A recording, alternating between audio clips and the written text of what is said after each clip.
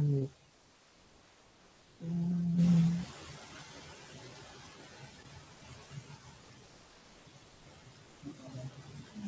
40 orang. Udah mulai. Oke. Ko Adit, kita mulai aja ya. Mungkin ini udah 7.05 soalnya.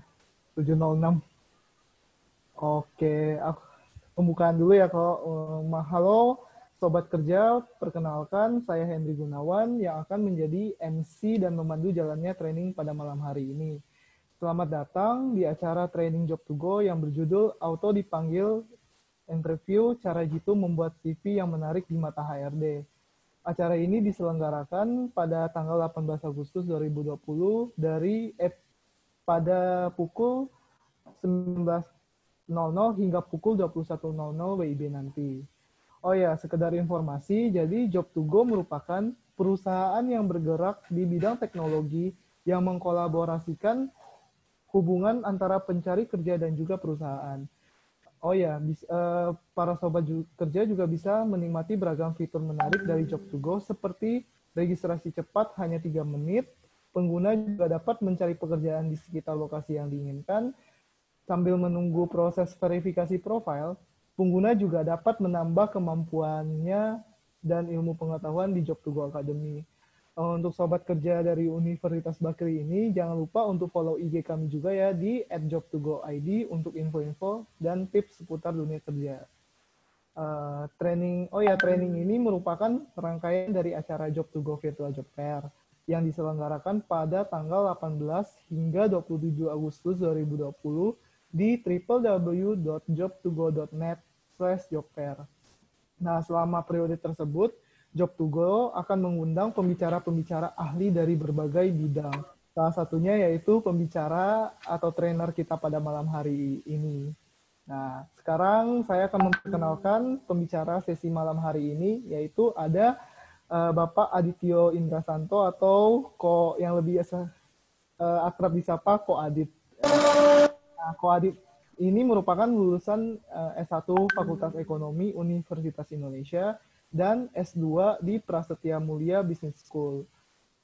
Beliau juga selalu berhasil mendapatkan pekerjaan bahkan sebelum wisuda. Nah, Pak Adit juga sudah berpengalaman bekerja di banyak perusahaan multinasional dan lokal besar seperti di Schlumberger, L'Oreal, Danone, British American Tobacco, Glanbia, dan juga Calbee Nutritional.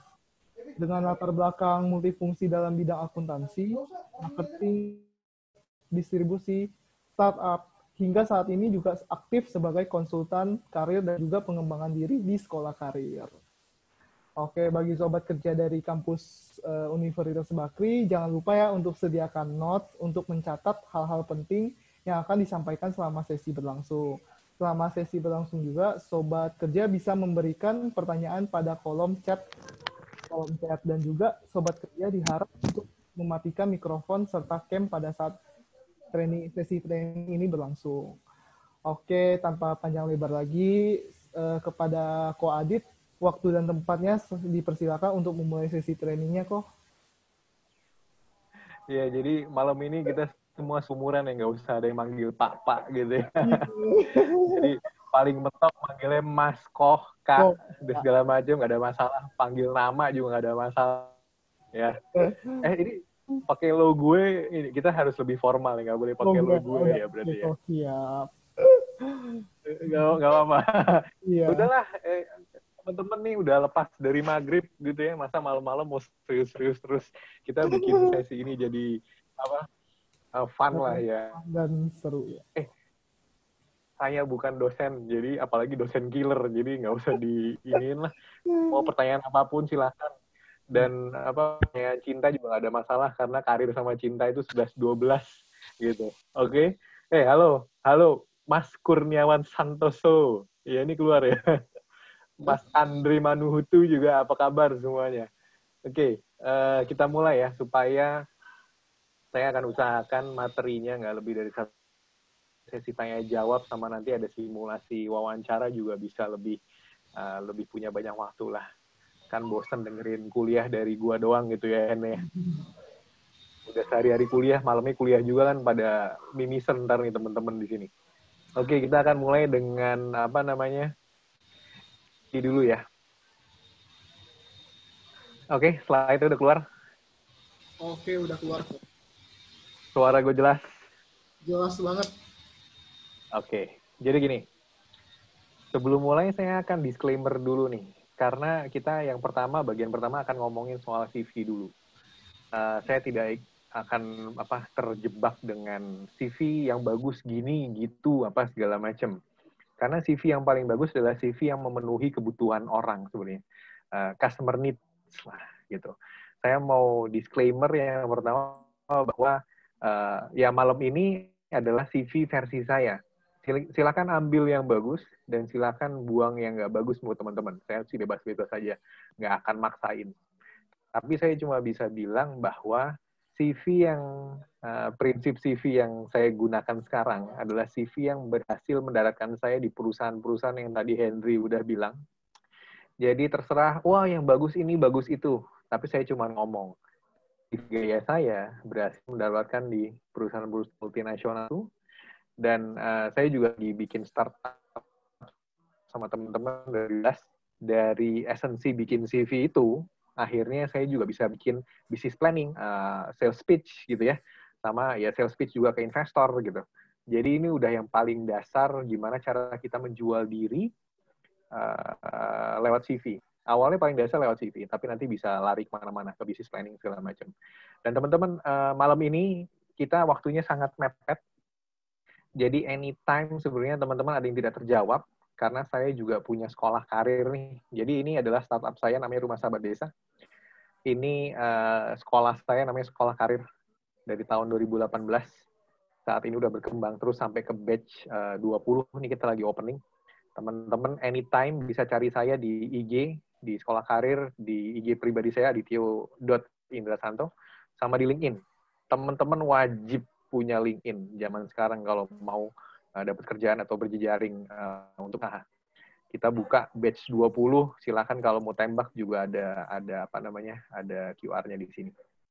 Sekolah karir ya gini nih, saya modelnya ngamen istilahnya kemana-mana ngomongin soal karir. Karena apa? Karena waktu gua lulus dulu nggak ngerti hidup setelah lulus itu mau ngapain, nggak jelas.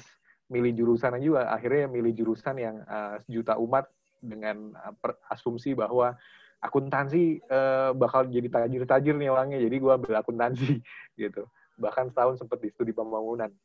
Jadi nggak jelas banget lah. Zaman dulu nggak ada yang mengarahkan gitu. Oke, teman-teman, CV sama wawancara adalah seni, jadi bukan ilmu pasti ya. Jadi semuanya bisa kita adjust saja sepanjang kita jalan gitu. Oke. Ini esensinya dari kita cari kerja. Sebenarnya recruiter itu ngelihat apa sih dari lu semua gitu ya, dari kamu semua ya. Saya ingin cerita sedikit nih. Orang Indonesia itu hebat banget. Karena kalau zaman kita sekolah, kita kuliah, dikirim olimpiade fisika, kimia, biologi segala macam, kebanyakan orang Indonesia menang, gitu ya. Tapi begitu masuk ke lingkungan kerja, orang Indonesia itu yang paling sering gemeteran dengkulnya, sama takut ketemu ekspatriat, sama takut berpendapat, gitu. Jadi kita itu sangat hebat di fungsional. Gelar kita bagus, IPK kita bagus. Tapi begitu di dunia nyata nggak bisa cuman kita jual gelar, cuma pinter otak doang. Ya.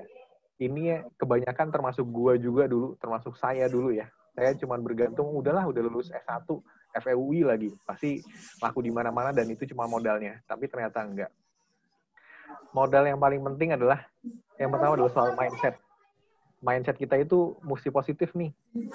Interpersonal juga, kita harus menguasai mentalitas kita dengan kuat.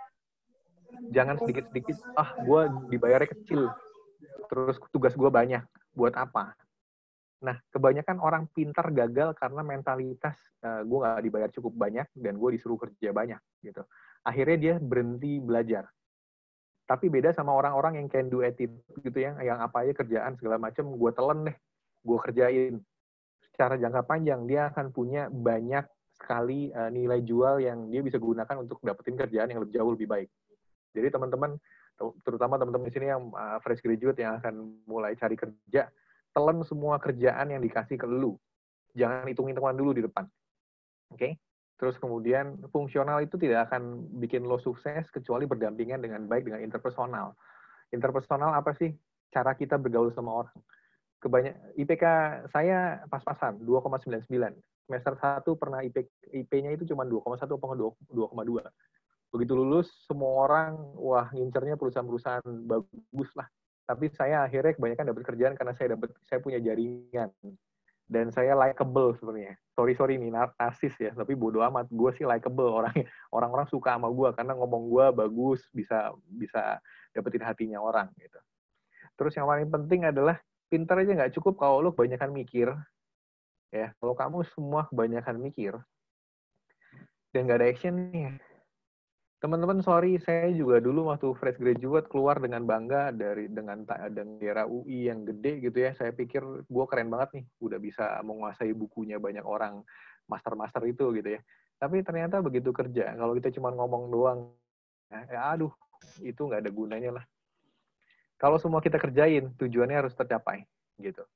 Nah, teman-teman, ini dasarnya CV dan wawancara. Mereka ngelihat apa sih dari kandidat? Mereka ngelihat teman-teman itu ngelihatnya apa? Ngelihat dari bawah tentang mindset-nya positif apa enggak, can do it itu apa enggak, terus kemudian fungsionalnya berdampingan sama interpersonal apa enggak. Jangan cuman istilahnya kutu buku doang, tapi nggak bisa bergaul sama orang. Gitu. Dilihat juga di CV dan di interview adalah apa ada action-nya. Gitu. Ya, sehingga pada akhirnya tercapailah tujuan. Ini ada ilmunya, teman-teman. Kalau UNESCO, itu 4 pilar pendidikan, itu ada pendidikan learning to know. Yang saat ini yang tadi cerita saya adalah ya orang Indonesia semuanya pinter-pinter lah. Semuanya learning to know. Tapi once mereka harus learn to do gitu ya, saat harus do, mulai melempem. Be, menjadi, itu adalah soal mindset sama interpersonal juga. Itu mindsetnya terlalu lemah gitu loh. Apa-apa kepikirannya gagal, khawatir ini itu gitu. Dan soal living together. Ini akan dilihat sama teman-teman. Jadi kita nggak bisa cuma masuk, ketemu recruiter, bergantung IPK gue bagus. Tapi nggak bisa bergaul, nggak bisa punya positive mindset, dan nggak bisa action. Gitu. Oke? Kita mulai nih ya. Ini ilmu yang tidak diajarkan belum diajarkan di kampus gitu. Padahal ilmu ini sangat baik dan semua profesi menggunakan ini. Adalah ilmu menjual gitu. Dokter harus menjual, tentara harus menjual, paling nggak menjual diri ke atasannya. Nah, jualan itu gampang. Yang penting tahu kebutuhan orang lain apa, penuhin kebutuhan itu, dan kita harus sadar bahwa mereka itu raja. Gitu. Kita harus punya pelayanan, jiwa melayani. Kalau kita bisa deliver needs-nya mereka, percayalah teman-teman akan laku di mana-mana. Paling sederhana, di gurun, orang pasti butuh minuman. Kalau teman-teman bisa jual minuman, semua orang pasti akan ngerebutin teman-teman. Bahkan kalau cuma sendirian, harganya kita bisa naikin gitu ya, sesuka kita, bahkan kasarnya kayak gitu. Tapi juga begitu banyak penjual minuman yang masuk ke gurun, bagaimana kita harus bisa mendifferentiate, kita berbeda dibanding orang lain. Awalnya mungkin cuma jualan air putih gitu ya, tapi kita bisa differentiate mulai jualan Coca-Cola, Pepsi, dan segala macam. Atau yang lain-lain. Kita pun harus berbeda. Dalam konteks CV, saya provokasi sedikit. Sekarang kalau di perusahaan saya terima CV-nya anak-anak fresh graduate. Udah ketebak. Ini CV-nya anak fresh graduate. Karena apa? CV-nya cuma 1 halaman. Cuma 1 halaman, dan sepertinya cuma berfokus sama desain. Buat saya ngomong sama HRD saya, itu CV nggak ada isinya. Tapi masih ada anak fresh graduate yang datang dengan CV tidak hanya 1 halaman, berfokus kepada konten. Dia bisa menjelaskan di waktu organisasi ngapain aja, kegiatannya ngapain, kuliahnya ngapain. Semuanya dijelaskan lebih detail daripada cuma hanya 1 halaman bergantung yang penting desain gue bagus gitu. Itu jadi biasa ya. Mungkin saya bisa ngomong dalam konteks perusahaan saya pribadi.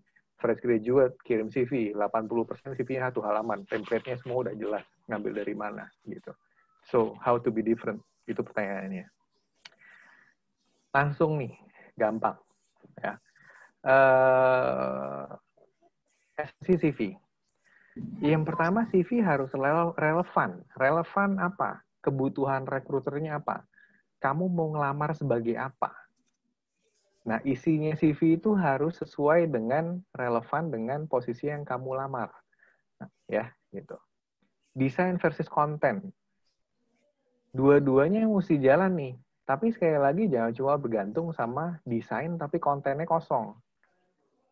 Saya juga sering lihat CV yang fontnya dibesarkan, paragrafnya dibesarkan. Only for the sake supaya CV-nya kelihatan penuh. Tapi jadi lucu gitu loh. Mendingan penuhin dengan kegiatannya ngapain aja, pengalamannya ngapain, semuanya bisa. Magang, organisasi, kegiatan di lingkungan, semuanya bisa. Landing page, ini yang sangat penting ya. Kalau orang-orang website tuh ya, landing page adalah saat kita masukin alamat, kita enter. Begitu page-nya keluar, itu adalah landing page-nya. Halaman pertama kita lihat. Itu yang menentukan kalau teman-teman di website mereka ngelihat mereka berkata bahwa ini yang menentukan apakah si visitor ini akan melihat lebih jauh websitenya atau dia akan mental. Jadi pastikan sekali teman-teman karena recruiter juga kerjaannya banyak. Saya bilang CV ya kalau bisa dibuat jangan terpaku hanya 1 halaman. Bisa 2 halaman, 3 halaman. Tapi saya juga harus ngomong, recruiter apakah baca semuanya? Enggak juga. Mereka akan baca dengan speed reading gitu ya. Tapi paling enggak kita punya persepsi bahwa wah nih anak niat bikin CV tidak hanya 1 halaman yang sekarang mainstream semua sejuta umat gitu bikin 1 halaman dan isinya cuma gitu-gitu aja. Semua serba singkat gitu. Landing page di CV adalah yang elemen paling utama adalah foto yang menarik. Fotonya itu teman-teman rekruter itu manusia biasa yang nggak mungkin 100% objektif. Percaya sama saya. Bahkan rekruter bule pun wawancara sama bule dibilang 100% objektif, nggak ada namanya kayak gitu. Mereka juga manusia yang pada akhirnya mereka punya like and dislike. Fotonya harus menarik. Teman-teman ngelamar di perusahaan gede gitu yang setiap hari rekruternya terima ratusan bahkan ribuan CV, bisa terpengaruh dengan, ih gila nih fotonya cantik banget nih, ganteng banget, gue panggil gitu. Ada kayak gitu, ada. Ya. Jadi jangan remehkan foto dan fotonya jangan cuman yang nggak banget gitu loh. Senyum lah apa kayak gitu tapi jangan berlebihan juga, jangan berlebihan kayak gini, cute gitu ya nggak juga berlebihan gitu ya. Jadi tolong tarik fotonya. Data utama biasa nama, kontak, kasih sosmednya juga, tempat tanggal lahir, jenis kelamin, status. Itu udah minimal. Nggak usah kepanjangan biodatanya teman-teman. Gitu ya. Dan kontaknya pastikan bisa dikontak, jangan ngasih email atau nomor WhatsApp gitu yang pada akhirnya kalau kita dihubungin kita baru balesnya besok. Wah, terlambat. Recruiter akan mencari orang-orang yang lebih responsif. Karena mereka juga punya target. Recruiter ini punya target gitu ya. Terus di landing page juga karena recruiter juga kerjaannya banyak. Kalau teman-teman bikin script, bikinlah suatu summary di depan supaya nggak kepanjangan dulu mereka baca. Kita mempersulit mereka kalau maksa mereka baca sampai akhir. Tapi kalau kita kasih eksekutif summary atau kompetensi summary di depan akan lebih memudahkan mereka. Gitu. Tenang, saya ntar ada contohnya. Urutin dari yang terlebih dulu nih ya. Buat teman-teman yang fresh graduate, setelah summaries itu, bawahnya langsung pendidikan. Jelaskan pendidikan apa. Dalam pendidikan itu ada organisasi, ada magang. Nah, di situ dijabarkan. Kalau yang model 1 halaman doang, CV-nya cuma tulis, ya kuliah sini, jurusan apa, organisasinya ABC, cuma gitu doang. Tapi kalau mau beda, mau lebih detail, gitu ya, bisa jelasin di organisasi A, tugas tanggung jawabnya apa, pencapaiannya apa, gitu ya. Terus kemudian di magang, tugas tanggung jawabnya apa, achievement-nya apa, tulis semuanya. Jangan khawatir kebanyakan. Lebih baik kita bikin sebuah kitab CV-nya dulu, CV yang berlembar-lembar, hingga nanti kita bisa sortir. Lebih gampang itu. Dibanding kita cuma CV 1 halaman, disuruh pikirnya keras banget. Ya. Jadi lebih baik teman-teman bikin kitab CV yang lengkap dulu, baru nanti tinggal sortir sesuai dengan bikin custom aja. Kita mau ngelamar di mana. Dan kitab CV itu jangan pernah dihapus. Nanti ke depannya tambahkan terus seiring dengan perkembangan karirnya kita. Gitu. Jadi jangan cuman ya kuliah di mana, organisasi apa, tugas tanggung jawabnya nggak ada, pencapaiannya nggak ada. Ya semua for the sake of wah sekarang harus 1 halaman. Tapi teman-teman, ada juga rekruter yang cuma minta CV 1 halaman, nggak apa-apa, jangan balelo, jangan tidak dipatuhi, patuhin aja 1 halaman. Tapi usahakan 1 halaman ini jangan cuma gede-gedein font sama gede-gedein paragraf, masukkan nilai jual yang lebih banyak. Gitu. Nah ini yang paling, saya pun pernah kayak gitu dulu. Di CV saya selalu klaim gitu ya, jujur, pekerja keras, ganteng, leader, seorang team worker. Teman-teman semua ini adalah hanya klaim pribadi kita, gitu. Jadi ini udah ngebuang kata-kata, ngebuang space, gitu ya. Sementara ini mana? Nah, lebih baik dibanding klaim seperti poin 5 ini, lebih baik dijabarkan di tugas tanggung jawab dan achievement. Dari sini orang bisa lihat kok, wah ini orang high achiever. Meaning mungkin bisa di-relate dengan leadership. Meaning bisa di-relate dengan tim. Alih-alih kita cuma state, saya orangnya jujur loh. Orang jujur mana aja ngomong jujur, gitu kan? Kurang lebih. Ini sederhana, rapih, ejaan dan penulisan yang benar. Jangan kayak anak SD yang baru nulis, titiknya lupa, komanya lupa, ejaan kata-katanya juga salah. Ini hal sederhana yang bikin orang ilfeel. Sama kalau kita baca media, terutama online media, terus kita ngelihat banyak sekali spellingnya yang salah. Kita langsung bertanya-tanya, ini media bener apa enggak sih? Kok gini aja kayaknya nggak ada editornya gitu kan, nggak diliatin gitu. Jadi kurang lebih seperti itu. Nah, teman-teman ini saya kasih contoh ya. Ini CV saya. Sebentar.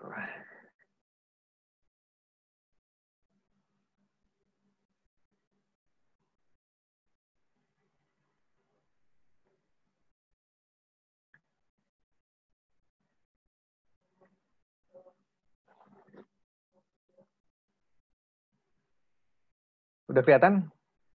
Hen, udah keluar? Iya kok, Thumbs up. Iya. Udah ya? Semuanya iya.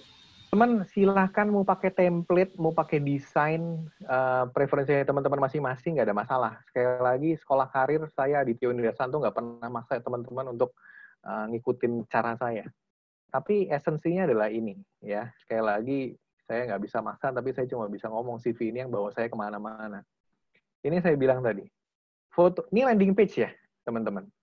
Ini A4 gitu ya. Landing page-nya adalah ngelihat dari atas sampai setengahnya. This is the landing page.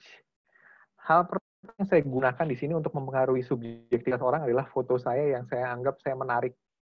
Terserah orang ngomong apalah, saya nggak menarik, tapi pede dulu dari awalnya. Saya tunjukkan muka saya yang terbaik. Teman-teman, manusia subjektif. Rekruter juga manusia. Manfaatkan, mereka udah capek ngeliatin CV gitu, terus ada yang nggak pakai foto, ada yang fotonya cemberut segala macam, aduh gue buang dulu deh. Mas, gue udah ngeliatin CV kebanyakan, ngeliat orang cemberut lagi. Nah, pasang yang terbaik. Ini biodata, sederhana banget, ya kan? Nama, kontak. Oh ya, by the way, sosial media pastikan teman-teman, termasuk nomor telepon ini kalau terkait sama WhatsApp, picture profile-nya yang jangan yang nyeleneh-nyeleneh lah. Waktu kita nyari kerja, tolong biasakan semua yang taat-taat dulu, ya. Terutama yang di sosial media juga, teman-teman jangan nyampah di sosial media. Banyak dan ini praktek umum, udah bagus, udah oke, proses interview bagus, background check, ngelihat sosial medianya, ternyata suka nyampah, suka marah-marah, suka menghina-hina, apalagi dulu zaman pemilu politik segala macam, kena gitu dilihat, bisa loh menggagalkan proses rekrutmen semuanya. Nah ini yang saya maksud dengan kita mulai masuk ke bawah, kompetensi summary saya tulisnya. Saya kasih highlight tentang diri saya. Kenapa saya layak untuk dipertimbangkan gitu. Saya tulis saya punya 9 tahun pengalaman profesional. Ini dulu saya belum update sih ya. Saya punya pengalaman di account management, sales, distributor management, bisnis setup. Dan saya highlight juga saya di perusahaan-perusahaan multinasional. Buat teman-teman yang fresh graduate apa? Mungkin bisa di-highlight. Saya adalah lulusan akuntansi dengan GPA berapa, nggak ada masalah. Tapi jangan hanya jual GPA ya. dengan GPA berapa, dengan pengalaman organisasi, multiple organization experience, gitu ya, sebagai as a leader, as a division head, apa segala macam. That's a highlight. Alih-alih kita cuma ngomong bahwa saya anak ganteng, saya anak pintar, saya team worker, saya leadership yang kuat. Dari mana buktinya? Itu cuma klaim doang, gitu ya. Tapi kita tunjukkan dengan kita ada organisasi, pernah magang, segala macam. Teman-teman buat fresh graduate yang pernah magang, itu gebel banget buat rekruter. Karena apa? Sekali lagi rekruter ngelihat, terserah deh, lu mau anak UI kayak ITB kayak anak Bakri kayak gitu ya. Terserah, lu IPK-nya 3,994 gitu ya. Tapi pertanyaan mendasarnya adalah, lu bisa kerja apa enggak? Itu aja. Karena kalau dulu joke-nya adalah anak IPK tinggi pada akhirnya menjadi karyawan anak-anak IPK rendah. Somehow, somewhat, itu ada benarnya gitu loh. Karena saya terus terang sekarang ngelihat orang yang pendidikannya tinggi, saya ingin rekrut di perusahaan saya khawatir, kamu pinter, bisa kerja apa enggak? Gitu. Oke. Nah, buat teman-teman yang fresh grade, kalau di sini saya langsung bawahnya professional track record. Karena saya udah punya pengalaman. Tapi buat teman-teman fresh graduate, bawahnya sini langsung adalah pendidikan. Dimulai dari paling akhir. Selalu dimulai dari paling akhir. Gitu ya. Dari yang paling relevan. Karena yang paling baru itu juga relevan. Kita masukin TK di mana, SD di mana, rekruter juga udah nggak peduli sebenarnya TK lo sama SD lo di mana. Jadi mulai dari yang paling relevan. Buat teman-teman sini anak-anak Bakri, berarti ya Bakri. Apa yang perlu ditulis? IPK udah pasti. Ya. Ini saya banyak dapat pertanyaan. Dit, gue organisasi enggak. Gue nggak apa-ngapain selain cuma belajar. Nggak apa-apa. Saya pun dulu kayak gitu. Cuma belajar. Percaya nggak percaya, saya nggak pernah ikut organisasi. Akhirnya yang saya jabarkan adalah, saya kuliahnya apa, saya tekankan, misalkan waktu itu saya sukanya karena apa. Jelasin aja. Itu udah paling parah lah kalau kita nggak punya kegiatan. Tapi waktu itu, saya untungnya kegiatan meskipun bukan organisasi. Selama 4 tahun, saya pernah sekali acara Jazz Goes to Campus tuh kalau di FEUI, saya jualan burger. Saya masukin itu sebagai kegiatan.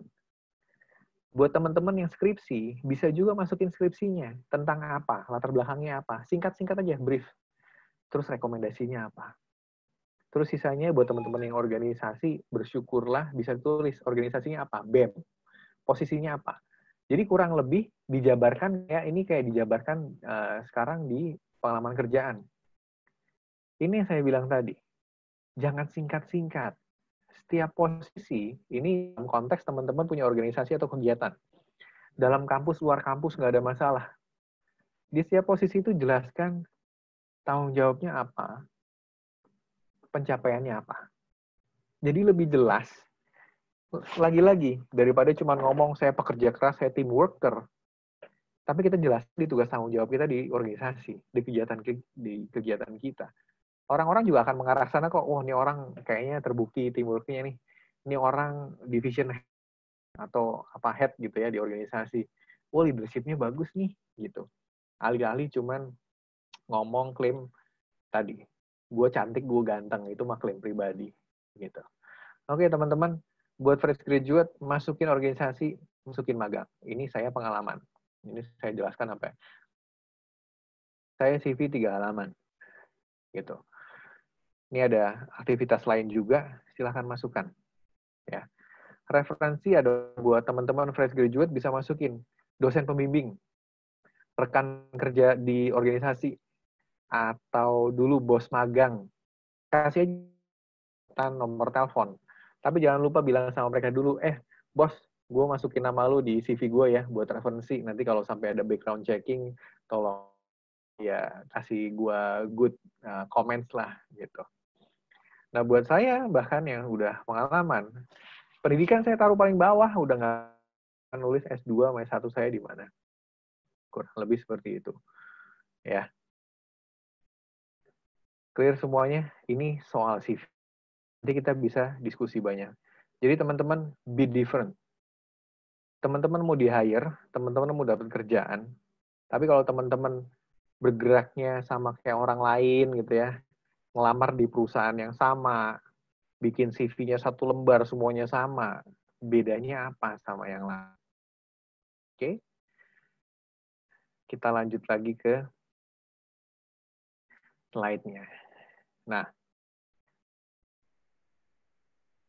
setelah punya CV, teman-teman ini penting. Semua yang saya bilang itu sederhana banget dan logis.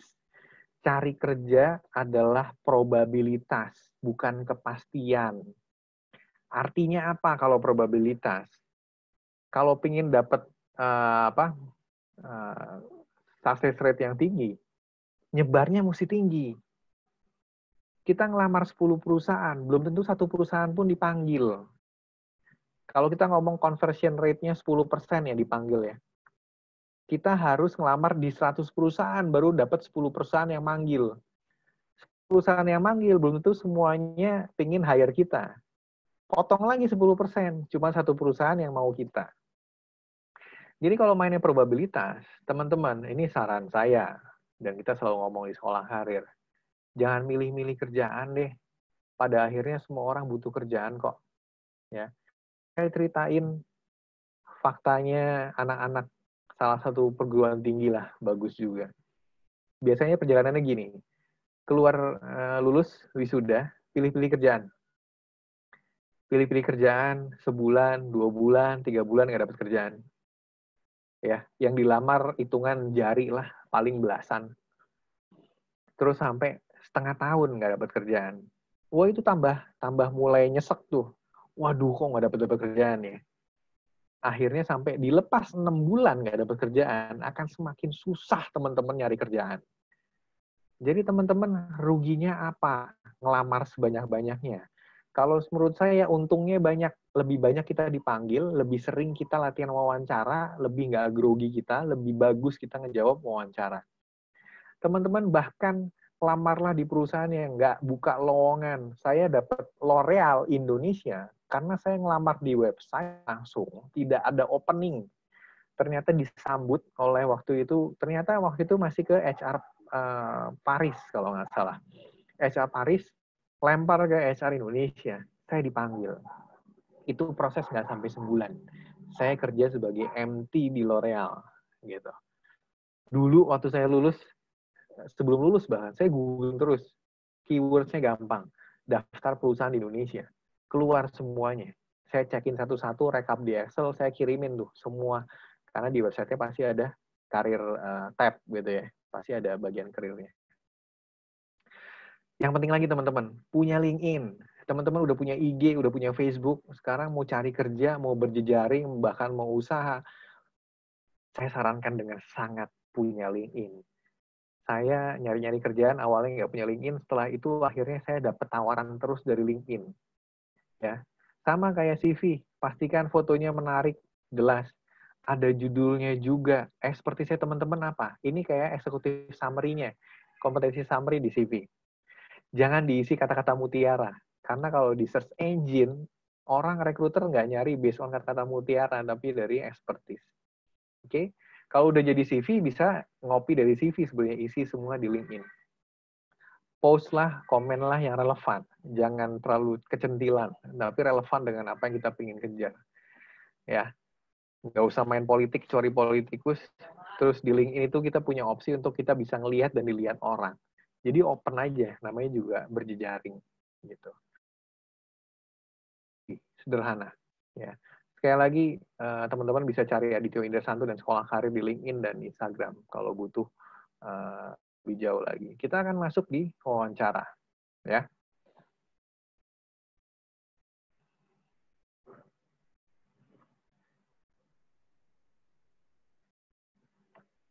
Tadi ini saya bilang, orang ketemu fresh graduate langsung nanya, beneran bisa kerja apa enggak? Jangan cuma IPK bagus sama organisasi banyak, bisa kerja apa enggak? Terus saya ingatkan lagi, yang dilihat dari kita adalah dari bawah. Mindset-nya bener apa enggak? Hitungan enggak nih orang? Terus nih orang can do attitude enggak? Apa kebanyakan langsung mikir gagal, khawatir, dan segala macam. Terus kemudian di level kedua, dia akan lihat, IPK-nya akan lihat. Skill-nya akan lihat fungsionalitasnya, tapi dia juga akan lihat komunikasi bagus nggak ya? bisa mengambil hati saya nggak sih? Bisa diskusi nggak sama saya? Itu interpersonal. Terus akan dilihat juga dari actionnya. Gimana cara lihat action di wawancara? Dengan bukti-bukti ke belakang. Saya akan jelaskan nanti ada yang namanya STAR teknik. Terus kemudian ya biasa ada pertanyaan, kamu 5 tahun ke depan, 6 tahun ke depan, 10 tahun ke depan mau apa? Semuanya akan lihat dari piramida ini. Ini saya ulang, seni menjual gampang sekali.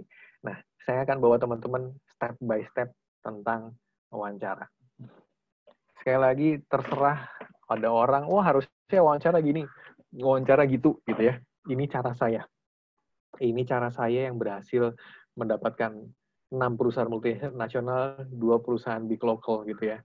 Dan saya pindah-pindah di hijack gitu ya. Saya bisa, value saya, penghasilan saya bisa naik 57 kali gitu.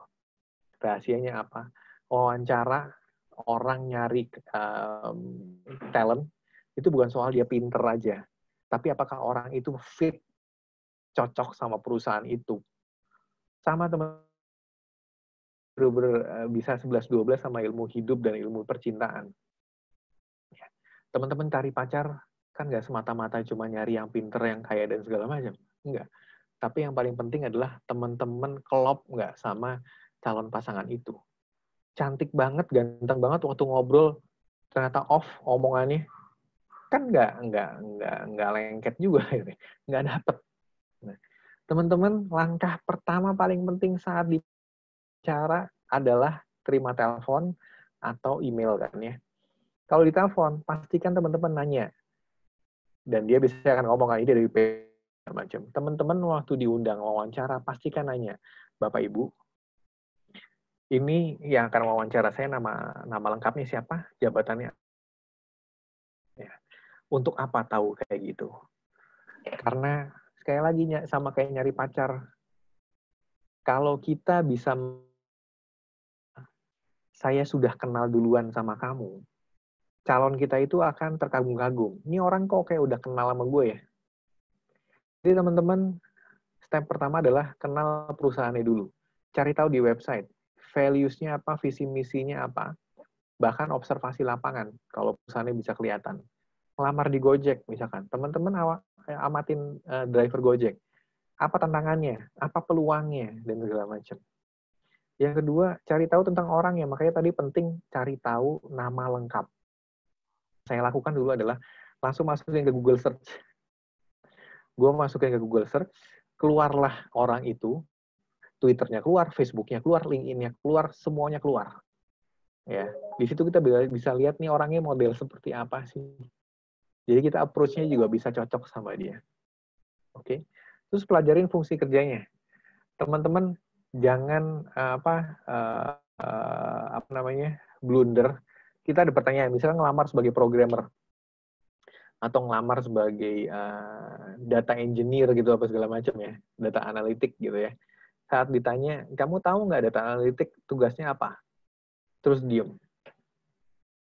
Itu bener-bener kayak udah nggak siap datang ke wawancara. Teman-teman harus ngerti banget perusahaannya apa, orangnya siapa, fungsi kerjanya apa. Lagi-lagi balikin analoginya kepada gue lagi deketin calon pasangan hidup gue nih. Gue mesti tahu banyak tentang dia. Tahu kelemahannya apa, kelebihannya apa. Oke? Itu step pertama. Ini step kedua. Saat hari hanya, teman-teman jangan datang ngepas. Karena apa? Karena teman-teman akan terengah-engah yang pertama, terus gugup, karena waduh, gue telat nih, gitu kan. Datang minimal sekali 30 menit sebelum. Datang ke lobinya, liatin tuh budaya perusahaannya seperti apa. Apakah orang-orang masuk dengan stres, atau orang masuk dengan ketawa-tawa, dengan kasual, masuk dengan kekeluargaan. Itu juga akan teman-teman akan lebih mengenal dulu lingkungan sebenarnya perusahaan ini seperti apa. Amatin.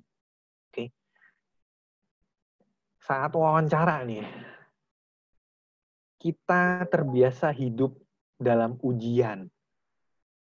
Kalau wawancara jangan biasakan seperti itu. Bahwa ini adalah saling kenal. Untuk mencari kecocokan tadi di slide yang nomor 1, kita cari kecocokan. Sepanjang wawancara, amatin terus, cermatin, dan evaluasi. Ini orang maunya kemana ya? Sekali lagi kita menggali needs. Kebutuhan dia apa sih? Kebutuhan pewawancara apa sih? Itu yang kita harus penuhin. Sekali lagi, kita bukan robot. Jadi berusaha membangun, inilah fungsinya interpersonal skill. Pembicaraan, mengarahkan diskusi, berpendapat, gitu ya. Teman-teman fresh graduate termasuk saya dulu, waktu wawancara pertama kali, datang dengan nunduk, tanpa inisiatif, mindsetnya cuman kalau gue ditanya, gue jawab. Itu salah besar, gitu ya. Bahkan nggak ditanya, kita pun harus bisa memulai sebuah pembicaraan. Tanya aja, Pak, Bu, saya kemarin habis jalan-jalan ngeliat Gojek, gitu ya. Kita lagi ngelamar di Gojek. Menurut saya Gojek perlu tambahin ini, gimana, Bu? Itu pengalaman saya. Bermaksud ngajarin ya, jangan jadi sok tahu juga, tapi memulai pembicaraan.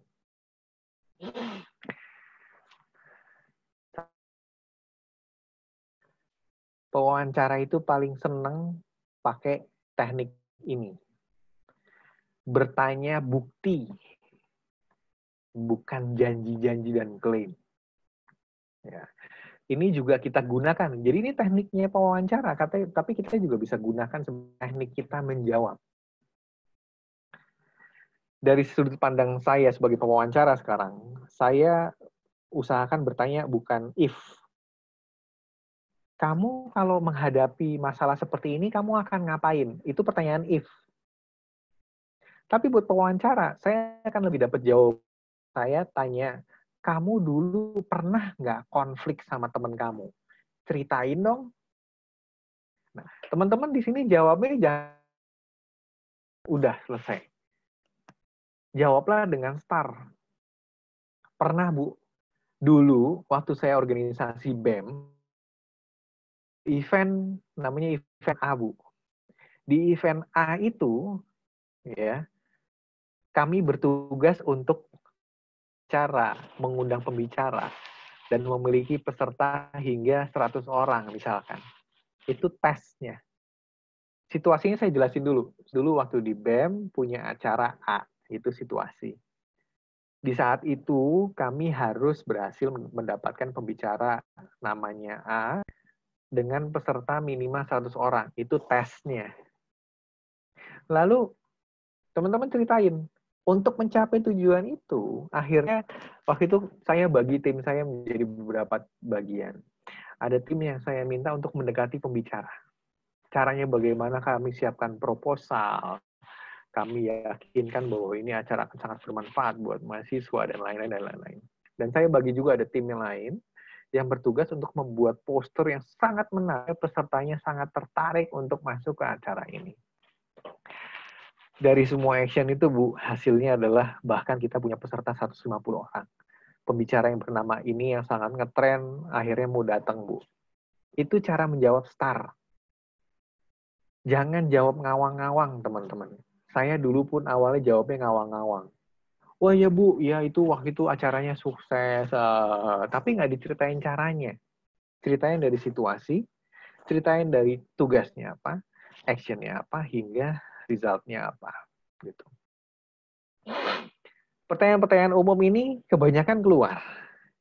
Tell me about yourself. Selalu ingat jawaban dengan star. Jangan ngawang-ngawang. Tell me about yourself. Teman-teman bisa menjawab dari pribadi, pendidikan, organisasi, dan magang misalnya. Ini sekali lagi pertanyaan, jangan yang cuma jawabannya singkat-singkat. Terus bingung, waduh gue jawab apa ya? Bisa jawab semuanya. Tapi proporsinya adalah yang paling relevan, yang proporsinya paling banyak. Teman-teman melamar sebagai marketing. Ceritakan porsi lebih banyak saat waktu itu ada event dan teman-teman bertindak sebagai marketing. Tapi di depan perkenalan diri pribadi sedikit ya, saya Adityo, saya anak kedua dari 2 bersaudara. Ayah saya dokter, ibu saya guru bahasa Inggris. Saya kuliah di FEUI. Waktu saya kuliah, kenapa saya juga sangat tertarik dengan posisi marketing? Karena waktu itu saya pernah jualan burger, Bu. Dari jualan burger saya tahu bahwa, baru jelasin. Ngomongin tentang bukti masa lalu. Kelebihan kekurangan. Kebanyakan ditanyain. Setiap ditanyain jangan kayak kaget. Waduh kok ditanyain kayak pertanyaan yang sangat unik gitu ya. Enggak, pertanyaan ini umum. Kelebihan gampang, kekurangan ngomong aja apa adanya aja, terus kita balikan. Contoh saya adalah, saya kekurangannya tidak detail, Bu. Tapi karena saya tahu saya tidak detail, saya kuliah akuntansi. Karena saya tahu saya tidak detail, saya belajar lebih detail lagi. Ngelihat line by line, kolom by kolom, gitu. Dari situ saya memasukkan diri, setiap hari saya juga bikin to-do list. Gitu. Jadi akuin aja. Tapi langsung dibalik positifnya apa, saya aware dan saya memperbaikinya. Bisa dipindah-pindah nggak? Ini kebanyakan pertanyaannya juga jebakan. Ngelihat kita siap nggak ditugasin di mana aja sebagai prajurit. Bilang aja, Bu, saat ini sih saya siap. Kan nggak bohong. Saat ini saya siap. Masalah nanti ya masalah nanti. Gitu. Yang penting kita dapat kerjaannya dulu. Why should we hire you? Sekali lagi jangan ngomong saya rajin, pekerja keras, segala macam. Bu, saya merasa layak kerja di sini karena jelasin. Saya dulu pernah ikut organisasi, saya terbiasa memimpin sebuah tim. Semua yang solid, gunakan STAR. Mau gaji berapa? Kalau Adityo Indrasanto akan selalu ngomong, Bu, Pak, saya tahu perusahaan ini punya standar sendiri. Bagaimana kalau kita selesaikan proses rekrutmen ini dulu, kemudian kita bisa bicarakan gaji nanti di belakangan. Tapi saya juga percaya, sekali lagi, perusahaan sekali berbapak ibu pasti punya standar gaji sendiri. Tanya balik, gimana di sini ngembangin karir? Ada training kah atau apa segala macam? Tanyakan sama user, sama calon bosnya teman-teman. Bagaimana Bapak Ibu manage timnya Bapak Ibu? Kenapa kamu nanya-nanya? Nggak apa-apa, Bu. Biar saya lebih mengenal Bapak Ibu dan saya bisa lebih deliver menyajikan cara teamwork saya sesuai dengan apa yang Ibu Bapak juga ada preferensi sendiri gitu. Apa ekspektasi perusahaan terhadap posisi ini? Mesti tahu juga. Apa tantangan perusahaan saat ini? Jadi ini yang membuat kita bisa ngobrol dua arah. Sepanjang wawancara, teman-teman, kita bisa nerawang orangnya juga. 11-12 lagi dengan cara kita deketin calon pasangan. Orang paling seneng kalau dideketin sama orang yang mereka pikir, nih orang kok kenal gua, nih orang kok mirip sama gua. Sepanjang wawancara, ini adalah personality types dari psikologi. Ini hanya salah satu toolsnya aja. Tools ini saya pakai karena ini sederhana. Cuman D, I, S, C. Orang D adalah orang-orang dominan, tegas. Mungkin terkesan diktator. Orang I adalah orang yang sangat friendly. Suka basa-basi. Orang S, orang friendly juga. Tapi lebih kalem dibanding orang I. Orang C adalah orang pemikir, analytical, orang patuh, orang nggak suka tabrak kiri kanan. Teman-teman, kita semua terdiri dari D, I, S, dan C. Ada yang dominan dari kita. Apakah kita dominan I? Kalau saya orang I. Saya senangnya hura-hura gitu ya, sukanya basa-basi, ketemu orang atau TV. Itu orang I. Ya. Saya kalau ketemu orang I, saya senang banget.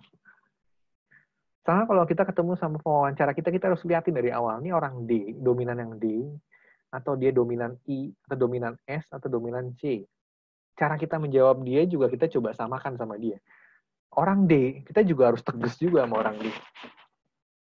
Orang D kalau ketemu orang lemes, gitu ya, orang terlalu stabil, dia juga, aduh, kayak gregetan gitu lah. Apa kita membohongi diri kita sendiri? Enggak juga. Karena kalau kita full orang I, kita berusaha mirroring. Ini tekniknya namanya mirroring, menjadi seperti dia. Kita berusaha menjadi orang D juga. Orang I itu bagus karena orang I itu kalau terlalu I, itu nggak bagus juga. Karena terlalu banyak hahi, nggak ngambil keputusan. Menjadi orang D bagus karena orang D bisa ngambil keputusan lebih cepat. Gitu ya. Lebih sek. Jadi, apakah kita membohongi diri kita? Enggak juga, tapi kita berusaha menjadi orang yang lebih baik. Bisa S, bisa C, bisa D, bisa I. Sekali lagi teman-teman, deketin pasangan, enak kalau kayaknya cocok. Enak kalau sepertinya dia udah mengenal kita. Ini pun strategi yang saya suka gunakan waktu wawancara dulu. Closing. Jangan diem aja. Tanya, Bapak Ibu setelah ngobrol selama 20 menit, 30 menit, 1 jam ini, Bapak Ibu ada masukan nggak buat saya? Ini kelihatan teman-teman pengen memperbaiki diri. dan open terhadap masukan gitu. Ini bagus sekali. Yang paling akhir, ya, say thank you lah. Apapun hasilnya, diterima apapun tidak. Tapi be positif, tunjukkan mindset, tunjukkan inner personal yang sangat baik. Bahwa kita appreciate kita dipanggil untuk belajar. Gitu. Oke? Materinya itu aja. Ko Henry. Jadi ini belum sejam, kita open buat tanya jawab atau mau simulasi wawancara nanti. Sekali lagi teman-teman, Sekolah Karir sendiri udah buka batch ke-20 untuk jalan di September ini. Silahkan tembak QR code ini atau di link ini. Atau cari kita di Instagram dan cari saya di LinkedIn. Waktu kita sangat sempit, kita gunakan sebaik-baiknya. Tapi kalau kurang puas, silahkan. Silahkan yang mau gabung Sekolah Karir juga, semuanya gratis. 4 kali pertemuan. Yang dampingin saya, partner saya ada Pak Imroni Hidayat, dia banyak pendampingan di UKM dan startup. Satu lagi partner saya namanya Bu Mariko Yoshihara, beliau adalah headhunter, angel investor, dan socialpreneur juga. Jadi silahkan buat teman-teman yang butuh diskusi lebih panjang. Kurang lebih seperti itu sih. Ko Henry? Iya kok, iya.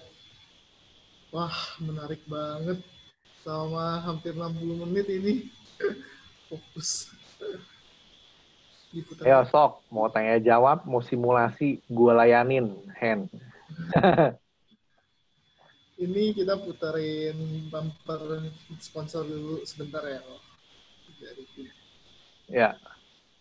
Oke. Langsung ya. Nggak jalan. Iya. Nggak jalan. Sebentar ya. Nggak jalan. Enggak. Nggak bisa. Nggak bisa.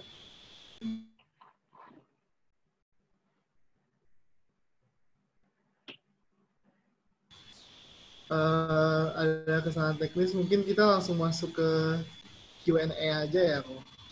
Ini beberapa pertanyaan yang masuk dari Sobat Kerja Universitas Bakri. Ini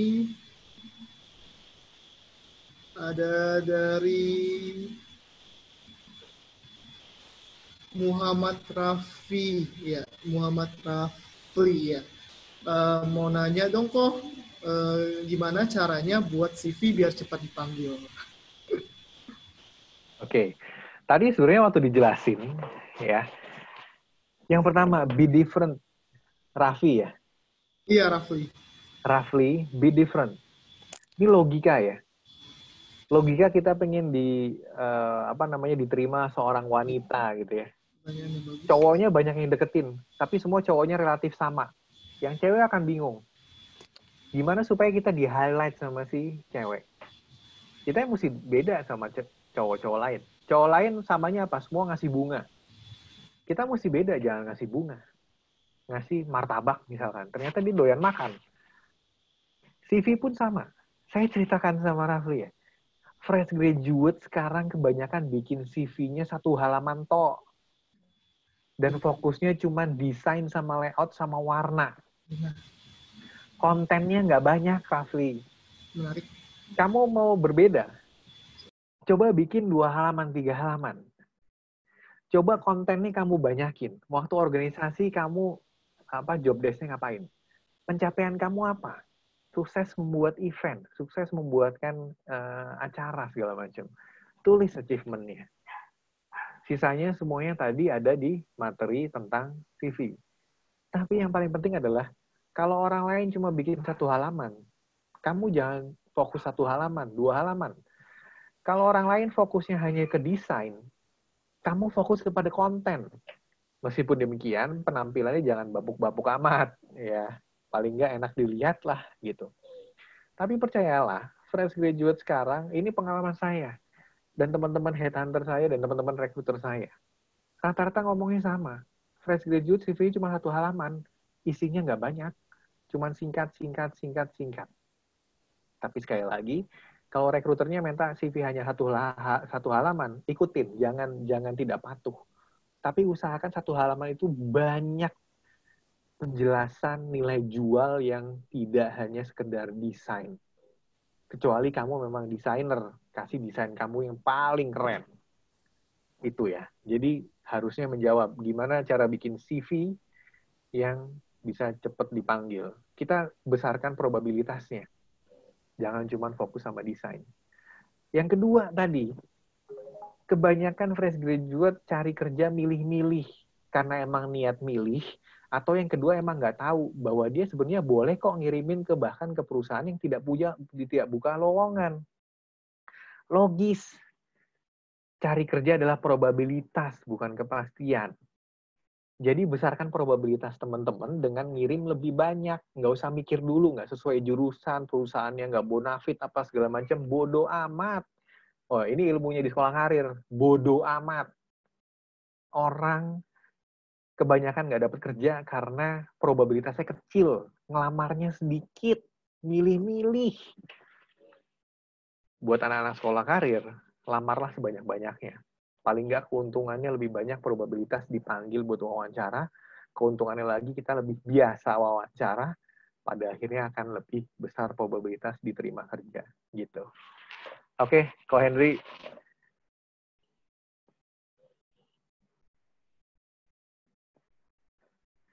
Masih di mute, Ko Henry. Ko Hen. Oh iya kok. Dah tuh. Ternyata kita harus tahu ya selera dari perusahaan recruiter seperti apa, seperti kita beli martabak juga ya kok. Yes. Oke, ini kita lanjut ke next question ya kok. Kayak ada dari Aina Rama. Halo Kak Adit, salam kenal. Saya Aina, mahasiswa tingkat akhir. Salam kenal. Dari Universitas Bakri. Mau nanya Kak, kita sebagai fresh graduate, bagaimana cara memastikan job yang ingin kita lamar itu sesuai dengan capability kita. Karena seringkali sebagai job seekers, kita hanya berpikir apply sebanyak-banyaknya untuk mendapatkan kesempatan. Terima kasih, Kak Adi. Tadi siapa namanya? Sorry. Aina Rama. Aina. Gue ceritain logis banget ya. Waktu kita SD, naik ke SMP, pikiran kita yang pertama adalah, gue sanggup nggak ya belajar SMP? Waktu dari SMP naik ke SMA, keluar lagi pertanyaan, gue sanggup nggak sih belajar di SMA? Ini sama seperti kita nyari kerjaan. Kita sesuai kapabilitas nggak sih? Aina, semua orang, bahkan yang udah pengalaman pindah ke kantor baru, semua belajar dari bawah. Bukan dari nol, tapi dari bawah. Adaptasi lagi, belajar sistem yang baru lagi, belajar SOP yang baru lagi. Jadi jangan khawatirkan apakah saya sesuai dengan kualifikasi atau enggak. Pada akhirnya begitu kita diterima, kita masuk, kita harus belajar. Dan kualifikasi dan kompetensi pada akhirnya diasah. Kita bisa keep up. Jangan khawatir. Jangan khawatir membebani pikiran awal, wah, saya nggak kompeten nih. Kayaknya kualifikasinya ketinggian, nggak sesuai jurusan saya, dan lain-lain. Ilmu Aditya Indra Santo adalah ilmu bodoh amat. Lamar aja. Kalau zaman bapak ibu kita, kakek nenek kita dulu, ngelamar itu butuh duit. Beli amplop, transport, segala macam. Lah kita sekarang cuma beli kuota doang, paket. Tinggal enter aja sebanyak-banyaknya. Sampai kita dapat kerjaan. Gitu sih. Kau Henry?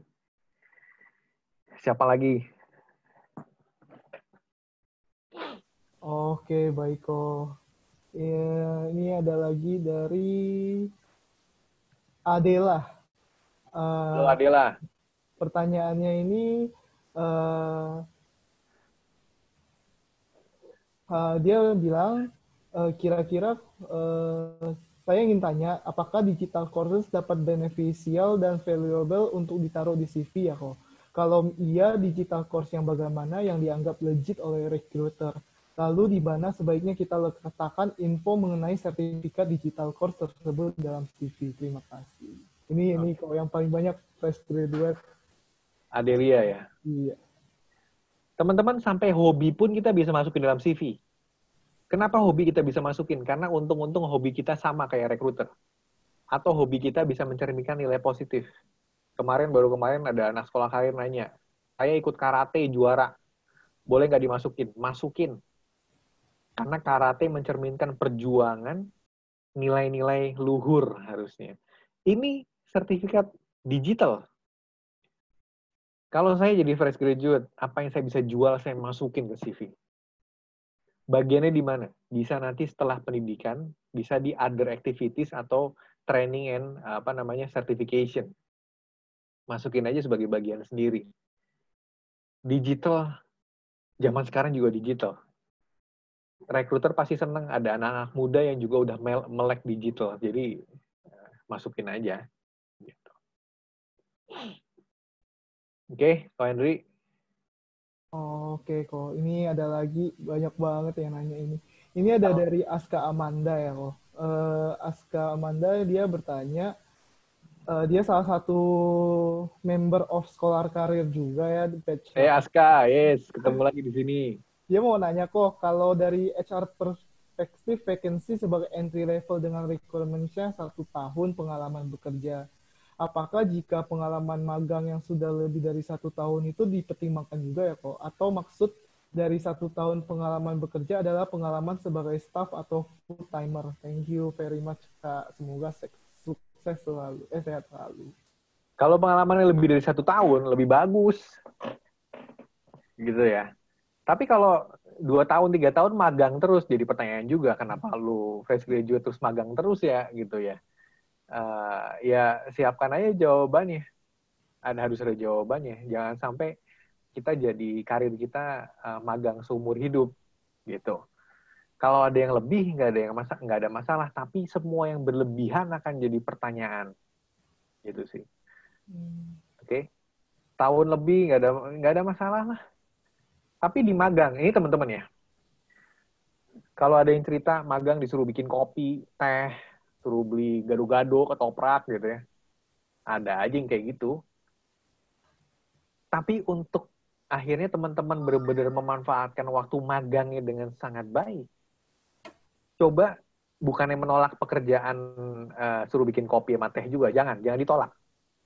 Pada akhirnya kita servis, kita harus melayani, di mana-mana kita harus melayani. Gitu ya. Tapi juga coba minta sama bosnya, Pak Bu, saya pingin dong nyobain kerjaan yang itu. Saya pingin dong nyobain itu. Jadi teman-teman waktu lulus magang pun di wawancara tempat lain, teman-teman bisa ngomong, saya anak magang tidak hanya bikin-bikin kopi, Bu. Tapi saya mengajukan diri saya berinisiatif, saya pingin ngerjain filing. Saya pingin ngerjain event gitu ya. Inisiatif teman-teman. Jangan diem aja. Jadi jangan diem aja itu bukan hanya buat interview. Waktu interview diem aja, enggak. Waktu masuk magang, gerak. Inisiatif. Saya mau kerjain itu. Saya pengen coba itu, boleh enggak? Gitu. Tapi ngomong sama bosnya, jangan selonong boy langsung hajar-hajar semuanya terus bosnya nggak tahu ya. Kalau salah jadi kesalahan kita juga gitu loh. Tapi teman-teman, kita ini orang Indonesia dituntut dan persepsinya orang-orang luar, kita ini pasif, nggak punya inisiatif, gitu loh. Padahal nggak. Kita harus tunjukkan berbeda. Gitu sih. Kohen. Oke kok. Ternyata memang harus sesuai ya kok. Oke, next Q&A. Mungkin kita sistem ya langsung open mic sama open video yang mau langsung Q&A ke Ko Adityo atau Kak Adit ini bisa langsung open cam aja, langsung kita sediakan waktunya. Kira-kira ada nggak? Dari mungkin yang tadi udah ingin bertanya Kinanti atau Indru Kirana mau langsung ditanyakan kepada Ko Adit atau siapapun?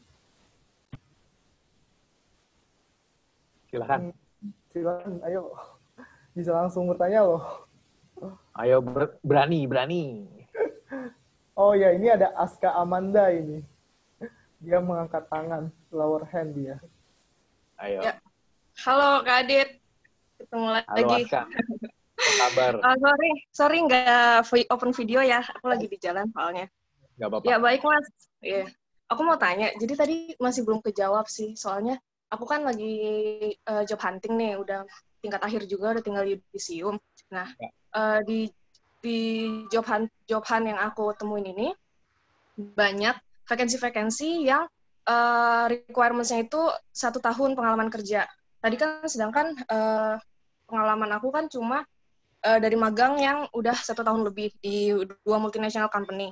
Nah, dari HR perspektif, 1 tahun pengalaman kerja di requirements ini itu sebagai full timer atau aku punya pengalaman magang selama 1 tahun itu juga bisa jadi consideration untuk mereka ya?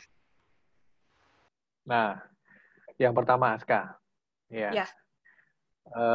Ini belak-belakan seorang rekruter ya. Dulu awal-awal startup saya berdiri, saya harus bikin job posting gitu ya. Saya harus bikin qualification. Mau tahu nggak? Terkadang umur maksimal berapa, saya juga cuman ya udah bikin aja yang penting ada umur maksimal gitu ya. Karena awal-awal saya juga butuh orang. Terus pengalaman kerja berapa tahun. Saya bikin just for the sake memang ada kualifikasinya, ngerti nggak?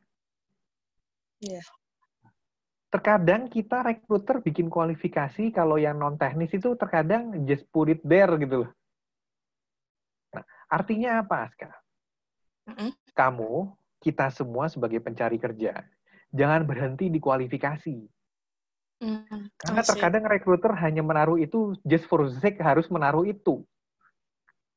Dan kayak lagi ya, jodoh, mati, hidup, semua di tangan Tuhan. Ini kok gue jadi religius sekali gitu ya. Tapi itu bener. Bahkan ada rekruter yang udah ngomong pengalaman kerja minimal 2 tahun. Tapi ada yang di bawah 2 tahun dan dia suka, misalkan tadi subjektivitas, fotonya bagus. Atau dia di landing page-nya udah menyajikan data dan informasi yang sangat baik. Tetap aja, kalau gue mau panggil, gue panggil. Gue rekruternya, bodo amat. Terus ke pertanyaan kamu, saya magang udah 1 tahun lebih. Buat saya magang 1 tahun lebih, harusnya udah bisa dianggap sebagai pekerjaan. Tapi ini tugas kamu, Aska. 1 tahun lebih ini kamu jangan sampai magang hanya bikin kopi, bikin teh. Nah ini tadi yang gue bilang, Aska, lu harus put yourself untuk minta sama bos lu, Pak, saya mau nyoba itu dong, mau nyoba ini dong. Dan akhirnya itu kita bisa jual di CV bahwa bahkan kita bisa ngomong, saya memang title-nya magang intern. Tapi sebagai intern, kamu bisa tuliskan di job desk itu bahwa kamu udah ngerjain kayak udah pegawai permanen gitu loh. Magang itu kebanyakan 2 bulan, 3 bulan, 4 bulan. Magang 1 tahun itu buat saya, kamu harus bisa menjual di CV bahwa kamu udah kayak kerja sih menurut gue ya Kak ya. Iya. Gimana? Sekarang menjawab nggak? Terjawab, duly noted. Alhamdulillah, experience-nya selama magang 1 tahun juga banyak banget sih, Mas. Nggak bikin kopi, alhamdulillah. Oke. Aska. Oke, yap. Hold dulu, jangan diputus. Henry, kan kita ada simulasi wawancara kan? Ini sekalian ya, gue cobain Aska nih ya. Waduh. Aska, Langsung ya, saya lihat kamu di CV kamu ini kamu kerja apa intern, saya nggak tahu nih, udah 1 tahun di PT ini multinasional gitu. Kamu ceritain dong waktu 1 tahun itu di sana ngapain aja, tugas dan tanggung jawab kamu? Oke, jadi selama kuliah dari semester 5, semester 5 saya udah ambil magang di FMCG company PT Mondelez Indonesia. Wah, bagus tuh perusahaan besar. Ya.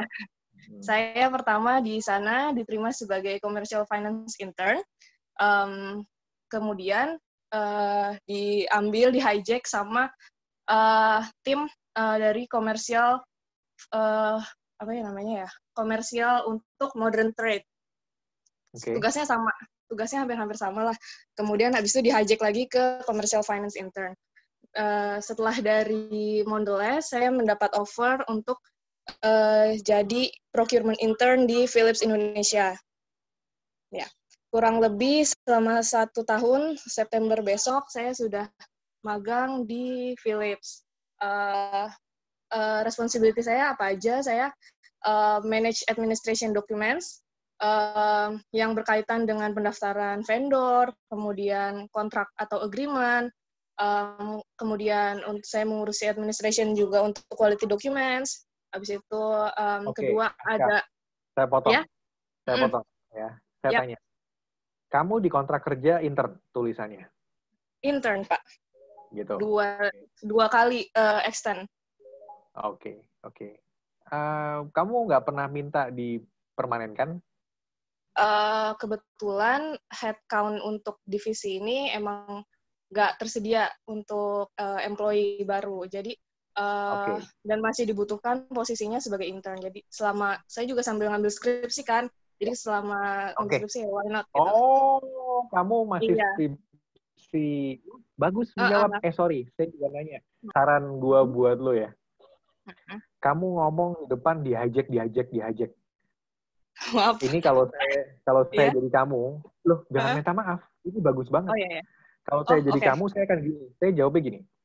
Jangan langsung dari sini saya dihijack, dari sini saya dihijack. Tapi dikasih drama sedikit. Tidak berbohong. Pertama kali saya di-hire sama Mondelez sebagai intern, Bapak Ibu. Di situ saya di-hire sebagai finance intern gitu ya. Saya melakukan ABC. Jelasin dulu, dalemin. Karena saya ajakan itu, dari modern trade melihat saya, Bu. Akhirnya saya diambil untuk menjadi intern di bagian sana. Bagian modern trade, saya melakukan ini selama berapa bulan. Dari situ saya kelihatan lagi sama divisi lain, Bu. Saya diambil lagi. Jadi kamu lebih dramatis, ngerti nggak? Oh ya, oke. Jangan terlalu cepat saya dihijack. Orang pengen tahu kenapa kamu dihijack gitu loh. Oke. Ngerti nggak? Yeah, dan tadi pertanyaan saya adalah, lu intern mulu, kenapa lu nggak pernah dipermanenin? Itu pertanyaan rekruter. Tapi kamu menjelaskan itu di akhir. Rekruternya udah bertanya-tanya, lu kok spesialis intern ya? kamu jelasin dulu.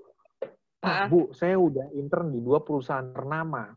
Tapi karena saya juga memang belum lulus dan belum ada headcount dialokasikan di perusahaan itu, ya memang saya masih istilahnya terjebak dengan intern. Tapi saya akan segera menyelesaikan skripsi saya dan track record saya sebagai intern, di mana saya juga diminta banyak divisi, ya itu menjadi suatu kebanggaan buat saya.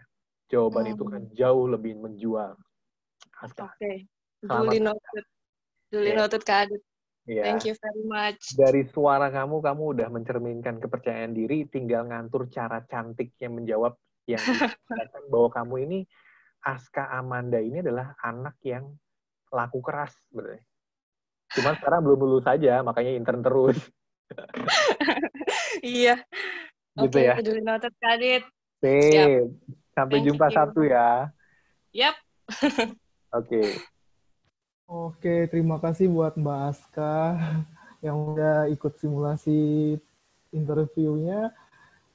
Mungkin ada dari sobat kerja Univ Bakri lainnya yang ingin bertanya, langsung saja bisa raise raise hand biar bisa langsung di unmute untuk langsung bertanya. Silahkan. Kita waktunya masih 40 menit ya. Lama banget ya. Sampai 45 ya, kok masih 20 menit. Ayo, sikat. Mau tanya, mau simulasi, gue layanin di sini. Mungkin pada malu-malu ya, Bang. Atau dari chatnya yang belum terjawab? Oh, ini. Kalau yang dari chat, ada dari yang belum terjawab, ada dari Kinanti. Mbak Kinanti, dia udahnya sebagai as a fresh graduate, prefer ambil kesempatan untuk full time dari tempat magang meskipun dari job desk-nya sedikit berbeda dengan yang kita ekspektasikan, atau lebih baik take a risk buat out and explore di tempat lain yang sekiranya bisa membuat kita lebih passionate dalam mengerjakan job desk yang ada. Really need your advice. Thank you, Kak Adit. Kinanti ya? Iya, Kinanti, Mbak Kinanti. Kinanti open mic dong, pengen ngobrol nih. Halo. Jadi kayak acara radio ya. Ayo dong, telepon kita dong. Hai, halo. Halo Kinanti. Halo, Adit. Suara kamu enak, Kinanti. Sayang kalau cuma nulis doang di chat. Iya. Ngomong dong langsung pertanyaannya. Iya. Iya, ini sebenarnya ini sih lebih ke hal yang belakangan ini lagi dipertimbangkan. Sebenarnya kita as a fresh graduate itu prefer ambil kesempatan untuk full time dari tempat magang kita yang sekarang kita lagi magang, atau lebih baik kita tuh take a risk untuk explore di tempat lain nih yang sekiranya bisa lebih memenuhi ekspektasi kita gitu. Oke. Kita lebih passionate mengerjakannya dan lain-lain di umur kita yang sekarang gitu. Umur kamu berapa sih? Pasti sama kayak 22. Oh, sama. Gue 21 nanti. Oh iya, lebih muda. Lu Iya gitu. panggilannya siapa? Kinan nanti? Kinan boleh, Kinanti boleh. Oke. Kinan, jawaban saya gini. Yes. Dan ini jawaban works untuk yang experience juga yang lagi pengen cari tempat kerja di tempat lain. Faktanya adalah kita akan lebih bernilai mencari kerja tempat lain di saat kita memiliki status sebagai pekerja di tempat sekarang. Oke. Dibanding kita nganggur terus cari kerja. Meskipun kamu magang ya, Kinan. Meskipun kamu magang, tapi posisi kamu jauh lebih bernilai dibanding anak fresh graduate lain yang lagi cari kerja dan tidak magang. Gitu. Jadi kalau orang-orang yang udah experience juga, saya suka kasih saran. Jangan keluar dulu sebelum teken di tempat lain. Karena status kamu sebagai pekerja jauh lebih mahal dibanding status kamu pengangguran terus cari kerja. Gitu. Dan Kinan, kalau masih muda, kayak kita berdua ini, kita harus, kita passion itu terkadang bener, terkadang juga enggak. Artinya apa? Dulu saya punya passion mau masuk di Akabri, tentara. Hanya karena ngelihat waktu itu di TV kalau latihan tentara kayaknya keren banget. Tapi setelah saya berusaha untuk latihan masuk ke Akabri, ternyata itu berat banget. Dan ternyata latihan yang keras itu melunturkan passion saya. Passion bisa berubah-ubah. Sampai kita bener-bener ngelakuin itu. Hingga sekarang saya nemuin bahwa passion saya adalah ngomong sama orang, dengerin orang. Dulu nggak pernah tahu passion ini. Gitu loh. Jadi balik ke pertanyaan kamu. Gimana lebih baik milih magang tempat sekarang dengan job desk yang berbeda dan mungkin bukan passionnya, atau take risk keluar? Saat ini kalau saran saya nggak usah keluar dulu, pegang nih, lumayan juga dapat uang saku. Sembari kamu ngelamar-ngelamar di tempat yang kamu pengen coba, is this really my passion or not? Gitu. Tapi jangan lepaskan dulu status kamu kalau menurut saya sih. Semoga menjawab, Kinan. Gimana? Iya, menjawab. Gitu, ya? Tapi ada pertanyaan lagi sih. Apakah title fresh graduate ini sebenarnya di mata perusahaan tuh gimana sih, Kak? Maksudnya banyak orang mikir kalau fresh graduate itu masih harus diasah lagi, dalam artian masih kurang gitu pengalamannya. Padahal kalau misalkan saya lihat dari teman-teman saya, dari saya sendiri, fresh graduate yang memang udah pernah magang tuh justru terkadang pekerjaan kayak bikin kopi atau bikin teh tuh jauh banget. Justru kita kadang diberikan tanggung jawab yang besar, bahkan kadang setara dengan full time gitu. Nah, dari sini apakah title fresh graduate ini masih dianggap apa, remeh? Nggak remeh sih, maksudnya dianggap harus dipertimbangkan lagi gitu dengan pengalaman magang yang misalnya memang sudah kita miliki? Oh gini, ada stratanya. Anak fresh graduate nggak pernah magang, tentunya nilainya mungkin ya tanpa merendahkan orang-orang yang belum magang ya. Nilainya lebih kecil dibanding fresh graduate yang udah magang. Pada akhirnya, kita paling senang ketemu orang yang udah pengalaman kerja. Udah ngerti beneran dunia nyata seperti apa. Nah, turun ke fresh graduate, kita lebih senang fresh graduate yang udah pernah magang. Meskipun magangnya cuma bikin kopi, tapi udah pernah ketemu lingkungan perusahaan kerja nyata. Dan kamu bener, anak magang tidak hanya sekedar bikin kopi dan teh. Karena banyak dari kita yang suka ngerjain juga, udahlah kerjaan kayak gini udah lempar aja ke anak magang. Jadi kerjaannya memang kayak staff junior udah mulai masuk sana, bahkan Yes. di perusahaan-perusahaan di mana orang-orangnya juga udah sangat percaya diri gitu ya, mereka bisa udah kasih anak magang supaya terdevelop. Bener juga gitu loh. Nah, status yang bawahnya lagi adalah fresh graduate tanpa magang. Belum pernah sekalipun tersentuh kehidupan realitas itu. Di bawah lagi akan dipertanyakan lagi, fresh graduate tanpa organisasi. Kayak saya dulu saya nggak punya organisasi. Saya cuma punya pengalaman sekali jualan burger, dan itu saya elaborasi habis sampai dalam dan detail. Ya. Dan akhirnya turun lagi ke bawah, udah nggak punya organisasi, IPK-nya rendah, apa segala macam, ya itu nanti stratanya paling bawah lah gitu. Ya. Tapi sekali lagi nih, kalau orang bilang don't judge a book from its cover ya. Tapi pada kenyataannya orang datang wawancara, kita akan dijudge langsung dari cover kita. Tidak hanya pakaian, tapi juga kita akan dijudge dari cara kita ngomong, cara kita jawab, cara kita berdiskusi, cara kita bisa membangun conversation dengan si recruiter, dengan user gitu loh. Saya bisa jatuh cinta nih sama orang yang mungkin ini separah-parahnya ya, CV-nya jelek, organisasi nggak ada, magang nggak ada, tapi waktu datang, dia bisa datang dengan sangat percaya diri, membangun conversation yang bagus, saya mungkin akan jatuh cinta sama dia. Gitu.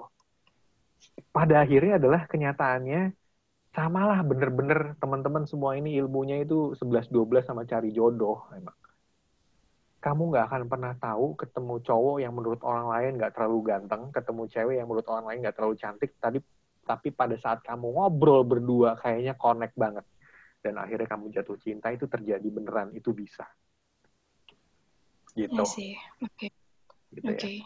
Sebelum terlalu jauh kita ngomongin cinta di malam, ini malam apa? Malam Rabu ya. Pokoknya nggak pas banget malam Rabu yang ngomongin cinta. Malam Minggu. Gitu ya Kinan ya?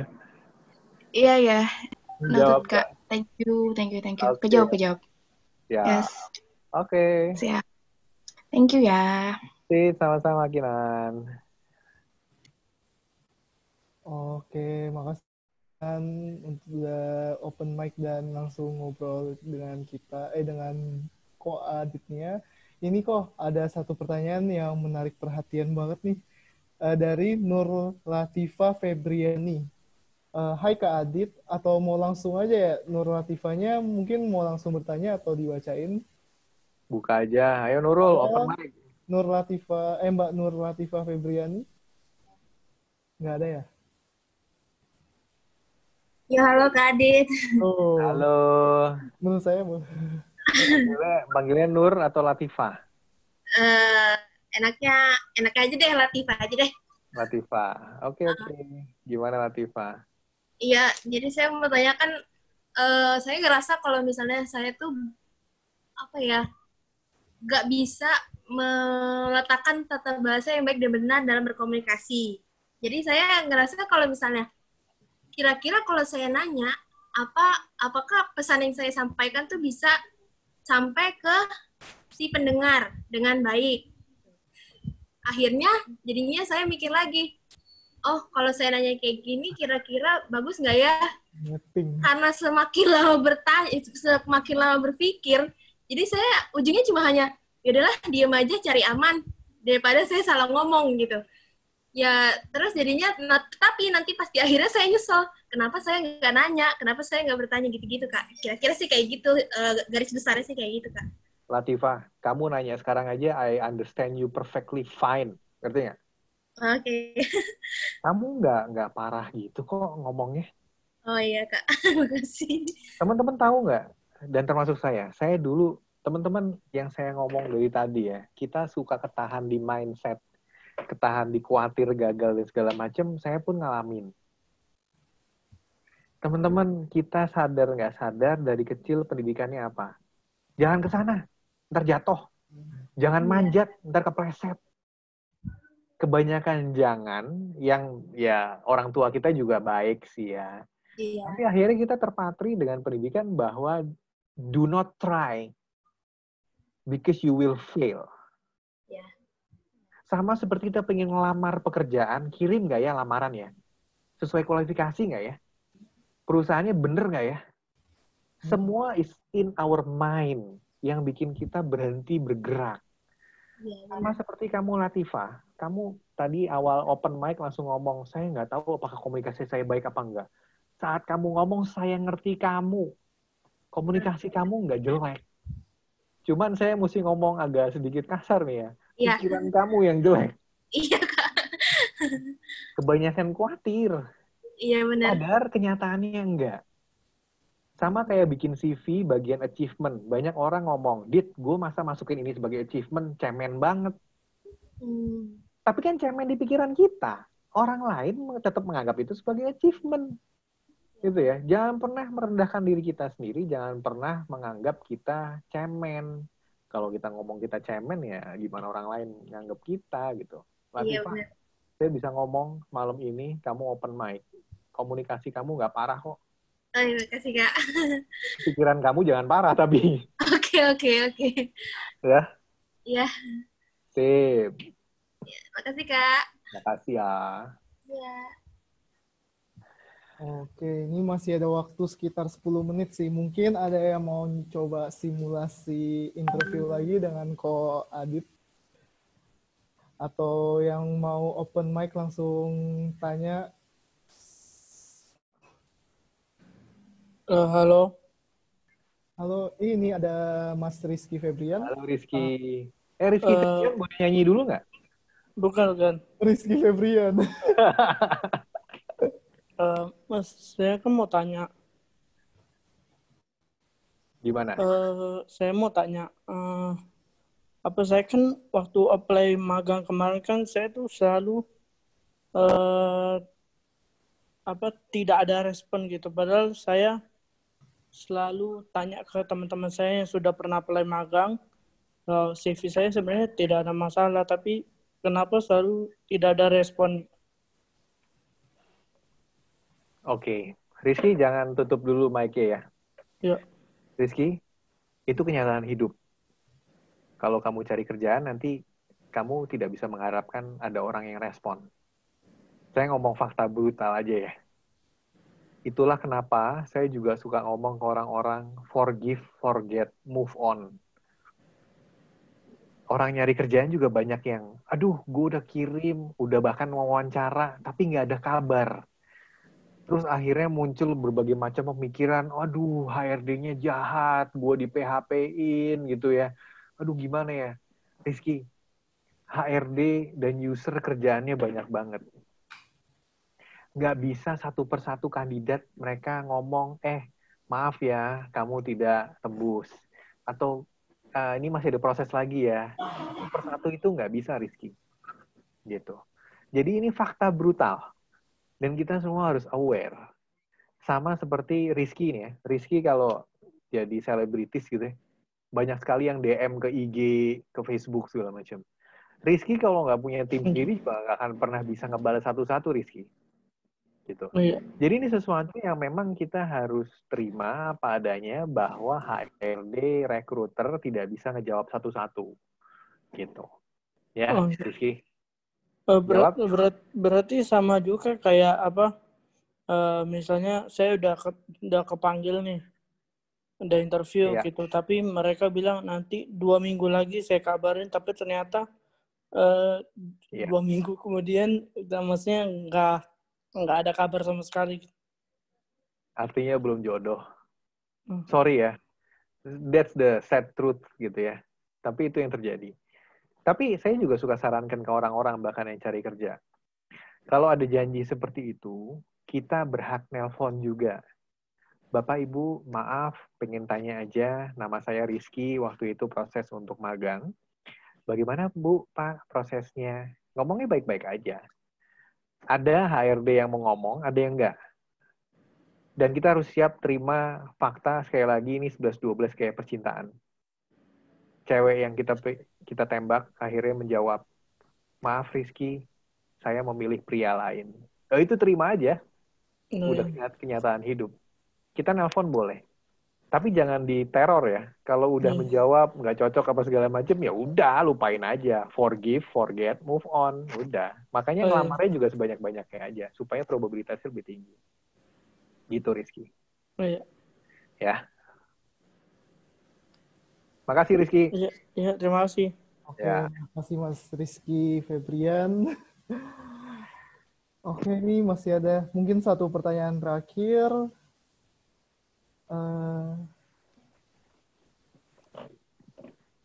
Ini ada dari Aryo S. Ediono. Halo Mas Aryo, mungkin mau langsung open mic atau dibacakan? Halo Mas Aryo. Halo Aryo. Santai aja. Iya, ini obrolan santai. Oke, ada respon. Saya bacain aja ya, kok mungkin perwakilan. Ya. Halo Kak, situasi corona ini bagaimana dampaknya pada bursa kerja? Ngeri-ngeri sedap juga, ada yang di rumah kan, ada yang gagal terus, nggak dipanggil-panggil. Ada solusi Kak, kalau masa tunggu apa yang bisa kita lakukan biar tetap bernilai? Maksudnya ini mungkin lebih ke arah apa yang bisa kita lakukan selagi kita menunggu interviewnya datang gitu. Ya. Aryo, saya mau ngomong gini tanpa merendahkan dan menyepelekan ya. Corona ini bagi saya ada yang tidak berubah terhadap kita semua. Akan selalu ada orang-orang yang dari dulu pun sebelum corona itu kesulitan cari kerjaan. Ada aja dari dulu. Ada orang-orang yang susah cari kerjaan. Dan ada beberapa orang yang sulit itu dan sampai sekarang nggak dapat kerjaan, bahkan sebelum corona. Karena sayangnya saya harus ngomong bahwa usahanya kurang, ngelamarnya kurang, dan tidak pernah belajar untuk memperbaiki diri. Ya. Orang seperti itu akan selalu ada. Ditambah lagi corona sekarang, orang-orang dengan makanya di piramida itu paling bawah adalah soal mindset. Kalau mindsetnya udah nggak bener, sampai kapanpun, mau ada corona, nggak ada corona, corona muncul lagi, mereka akan menjadi orang-orang yang tidak pernah dapat kerja karena mindsetnya yang salah. Gitu. Yang kedua, akan selalu ada orang-orang yang selalu mencari dan berusaha. Dan mereka-mereka itu yang akan selalu dapat pekerjaan. Karena mereka berhasil menjadi berbeda, being different. Menyajikan sesuatu yang berbeda, dan memberikan layanan yang berbeda yang memenuhi kebutuhan orang lain. Faktanya, oke lah, lebih banyak orang yang nganggur karena COVID sekarang, dan lebih sedikit job posting, lebih sedikit lowongan. Itu faktanya emang ada. Tapi saya selalu percaya, buat orang-orang yang tadi, yang tipe kedua, yang mindsetnya benar, yang selalu berpikir, gue bisa ngapain lagi untuk memperbaiki diri, gue bisa apa lagi untuk ngelamar. Teman-teman, di LinkedIn itu lowongan tetap selalu ada posting-posting lowongan. Bukannya nol. Menurun, iya. Gitu. Dan orang-orang yang tipe kedua yang mindsetnya benar, selain cari kerjaan, mereka cari peluang. Gue bisa bisnis apa. Dalam masa tunggu ini harus ngapain? Ikut webinar. Coba bisnis something lah. Coba aja. Ngelamar terus. Gempur. Kita ngelamar terus. Saya sangat percaya orang tipe kedua yang selalu berusaha ini akan selalu dapat rezeki. Gitu. Dan orang tipe pertama, begitu nanti COVID pun selesai, ada vaksinnya, ada obatnya, mereka akan tetap jadi orang-orang yang selalu bertanya-tanya kenapa gue nggak dapat kerjaan dan gue nggak dapat penghasilan. Gitu. Ya, kerjain apapun. Selama itu bukan rebahan doang. Kecuali saat tidur malam ya harus tidur, nggak apa-apa. Tapi kalau waktu produktif juga rebahan ya mau gimana dapat rezekinya. Gitu sih. Thank you Aryo pertanyaannya. Oke kok. Mungkin terakhir dari saya ya kok. Penasaran juga ini pengen nanya. Ayo. Lu mau simulasi? Simulasi. Ayo. Wah. Gimana? Ini sih kok mau nanya. Kan ini aku lagi di last year kuliah ya kok.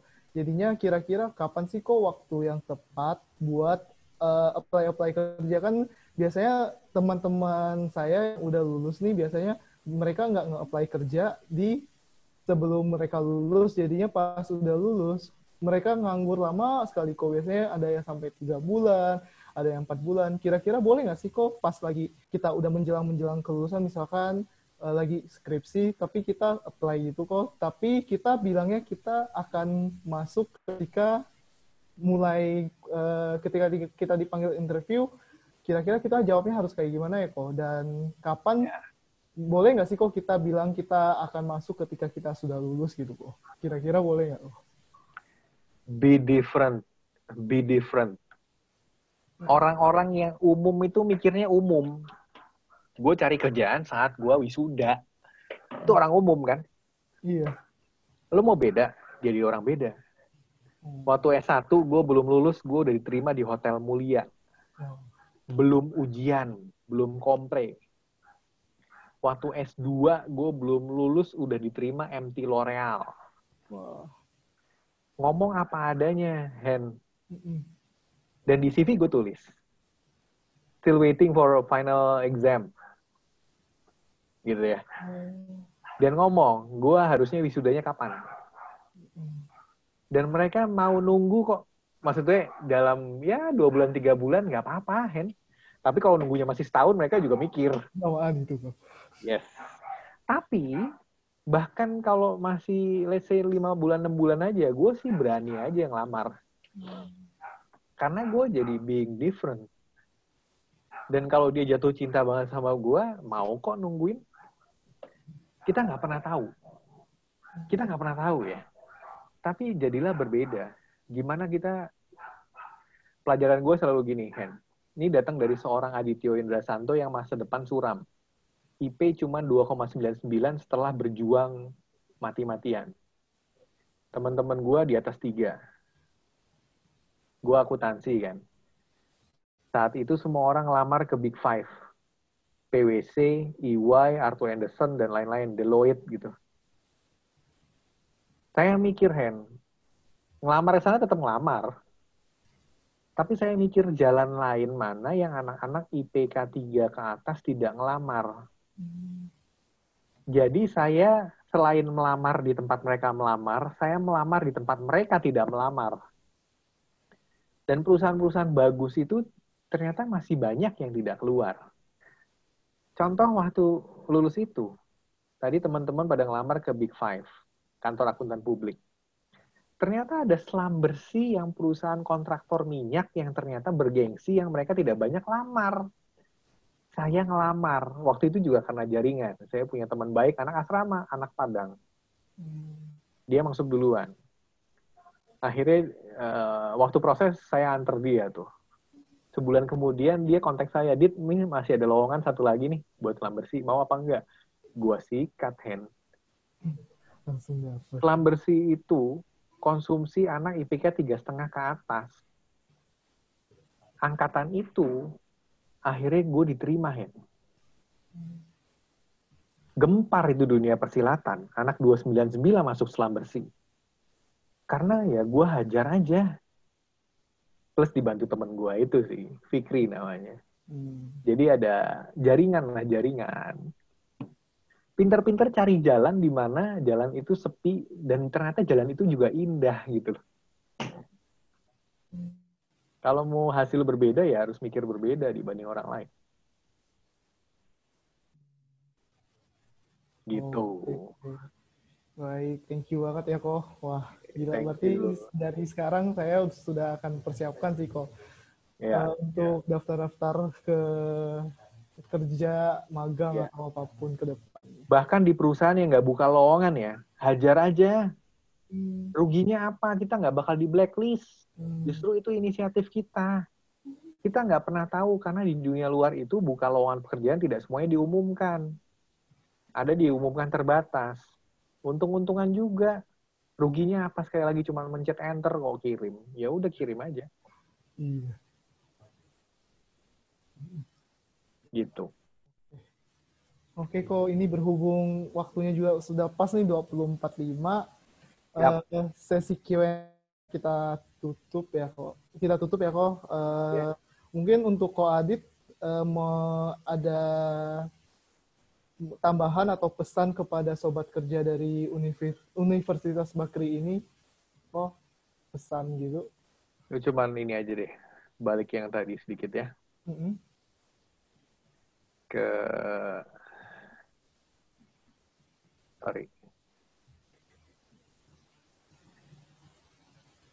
Teman-teman ingat ini aja. Suksesnya teman-teman tidak hanya fungsional, gelar, dan IPK. Mesti berdampingan dengan kemampuan bergaul.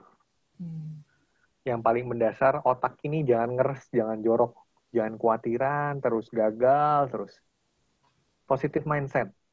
Ditambahin kerjaan, gaji nggak naik, terima aja. Itu investasi jangka panjang. Kita bisa masukin ke CV sebagai nilai jual kita yang lebih banyak. Gitu ya. Terus yang penting lagi, jangan cuma ngomong doang. Action. Terus punya goal. Kalau kita ngelakuin ini semua, ya goalnya juga akan tercapai. Itu aja sih pesan terakhir. Silakan yang mau sekolah karir, sekali lagi. Nggak ada masalah, cari saya di LinkedIn. Di IG, kita buka pendaftaran baru minggu ini. Buat kelas September. Gratis semuanya. Oke, kok. Mungkin akan dari kami mau dari tim panitia mau coba putarin ini ya kok. Ada bumper dari Job to Go Virtual Job Fair 6 detik doang sih. Oke, sebentar ya.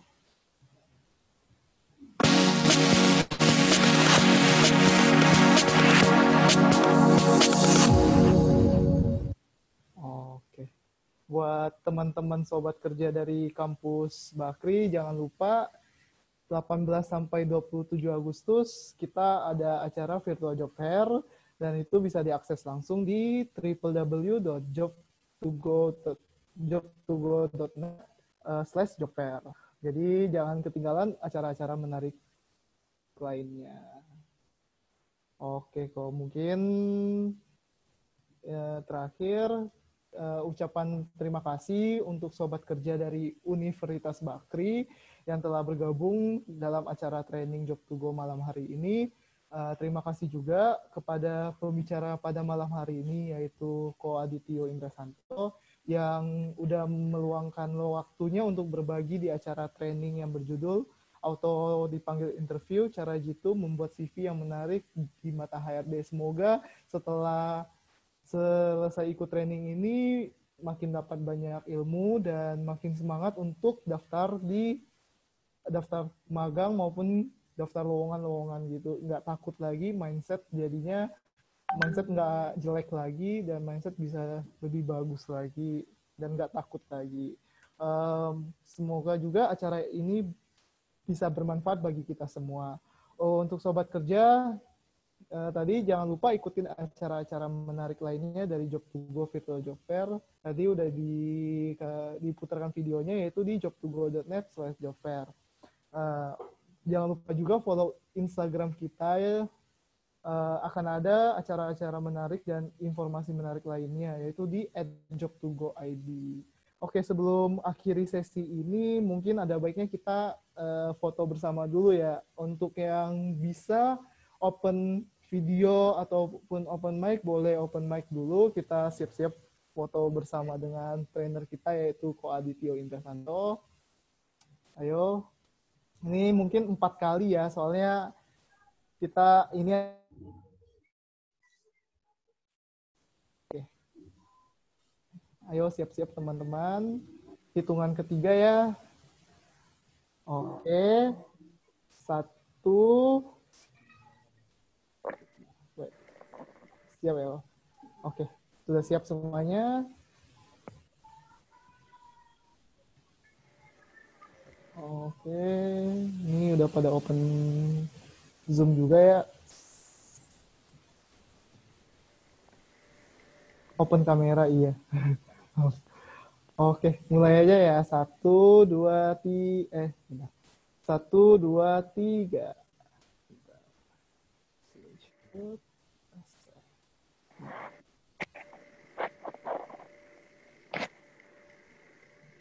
Terus next lagi.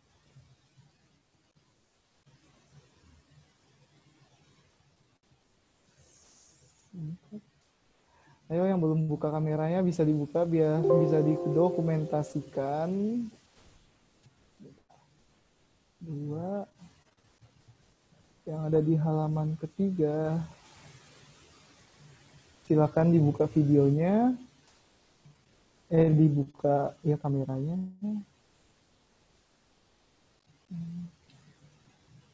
Chapter 2.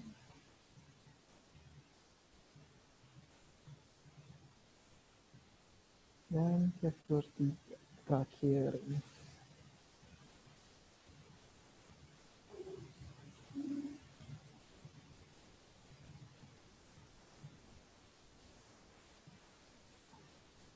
Oke, ini sudah sampai ke button keempat juga. Untuk Ko Adityo Indrasanto, thank you banget ya Ko. Mungkin semua bisa open mic untuk ucapkan terima kasih kepada trainer pembicara pada malam hari. Makasih kok. Makasih. Makasih Kakak. Makasih kok. Makasih banyak. Makasih kok.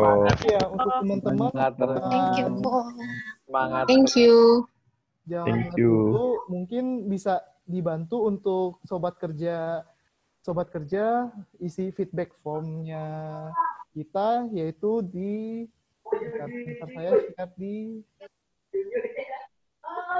saya share di image di tini.cc feedback form training. Ini cuman butuh waktu 1-2 menit sih. Dan sobat kerja ini juga sebagai absen juga, sebagai prasyarat sobat kerja untuk mendapatkan e-sertifikat training pada malam hari ini. Nah, mungkin bisa dilihat juga di kolom komentar.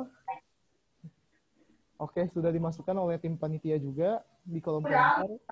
Bisa dibantu isi ya untuk sobat kerja semuanya dari Universitas Bakri, bantu Job to Go untuk supaya lebih baik lagi di acara-acara berikutnya.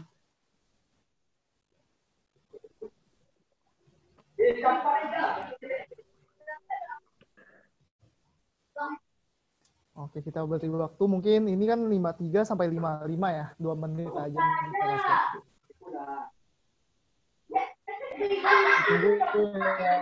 untuk sobat kerja semuanya.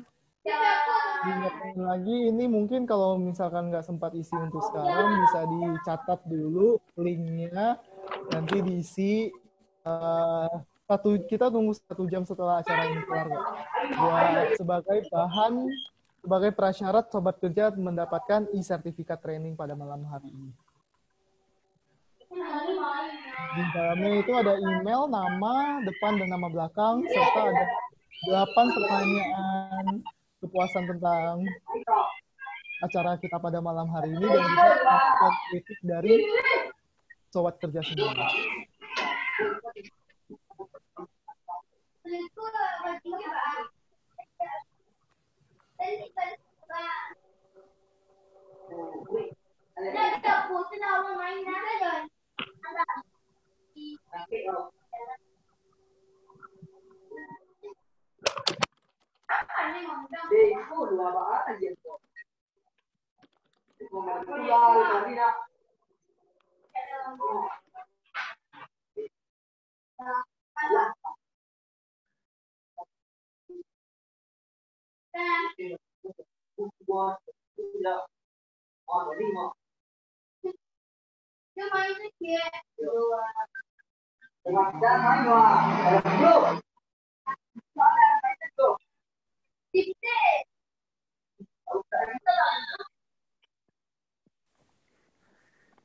Oke, sobat kerja dari Universitas Bakri, ini kita udah di akhir penghujung acara, ini udah 8.55 juga, udah sesuai dengan jadwal kita, yaitu berakhir di jam 9.00.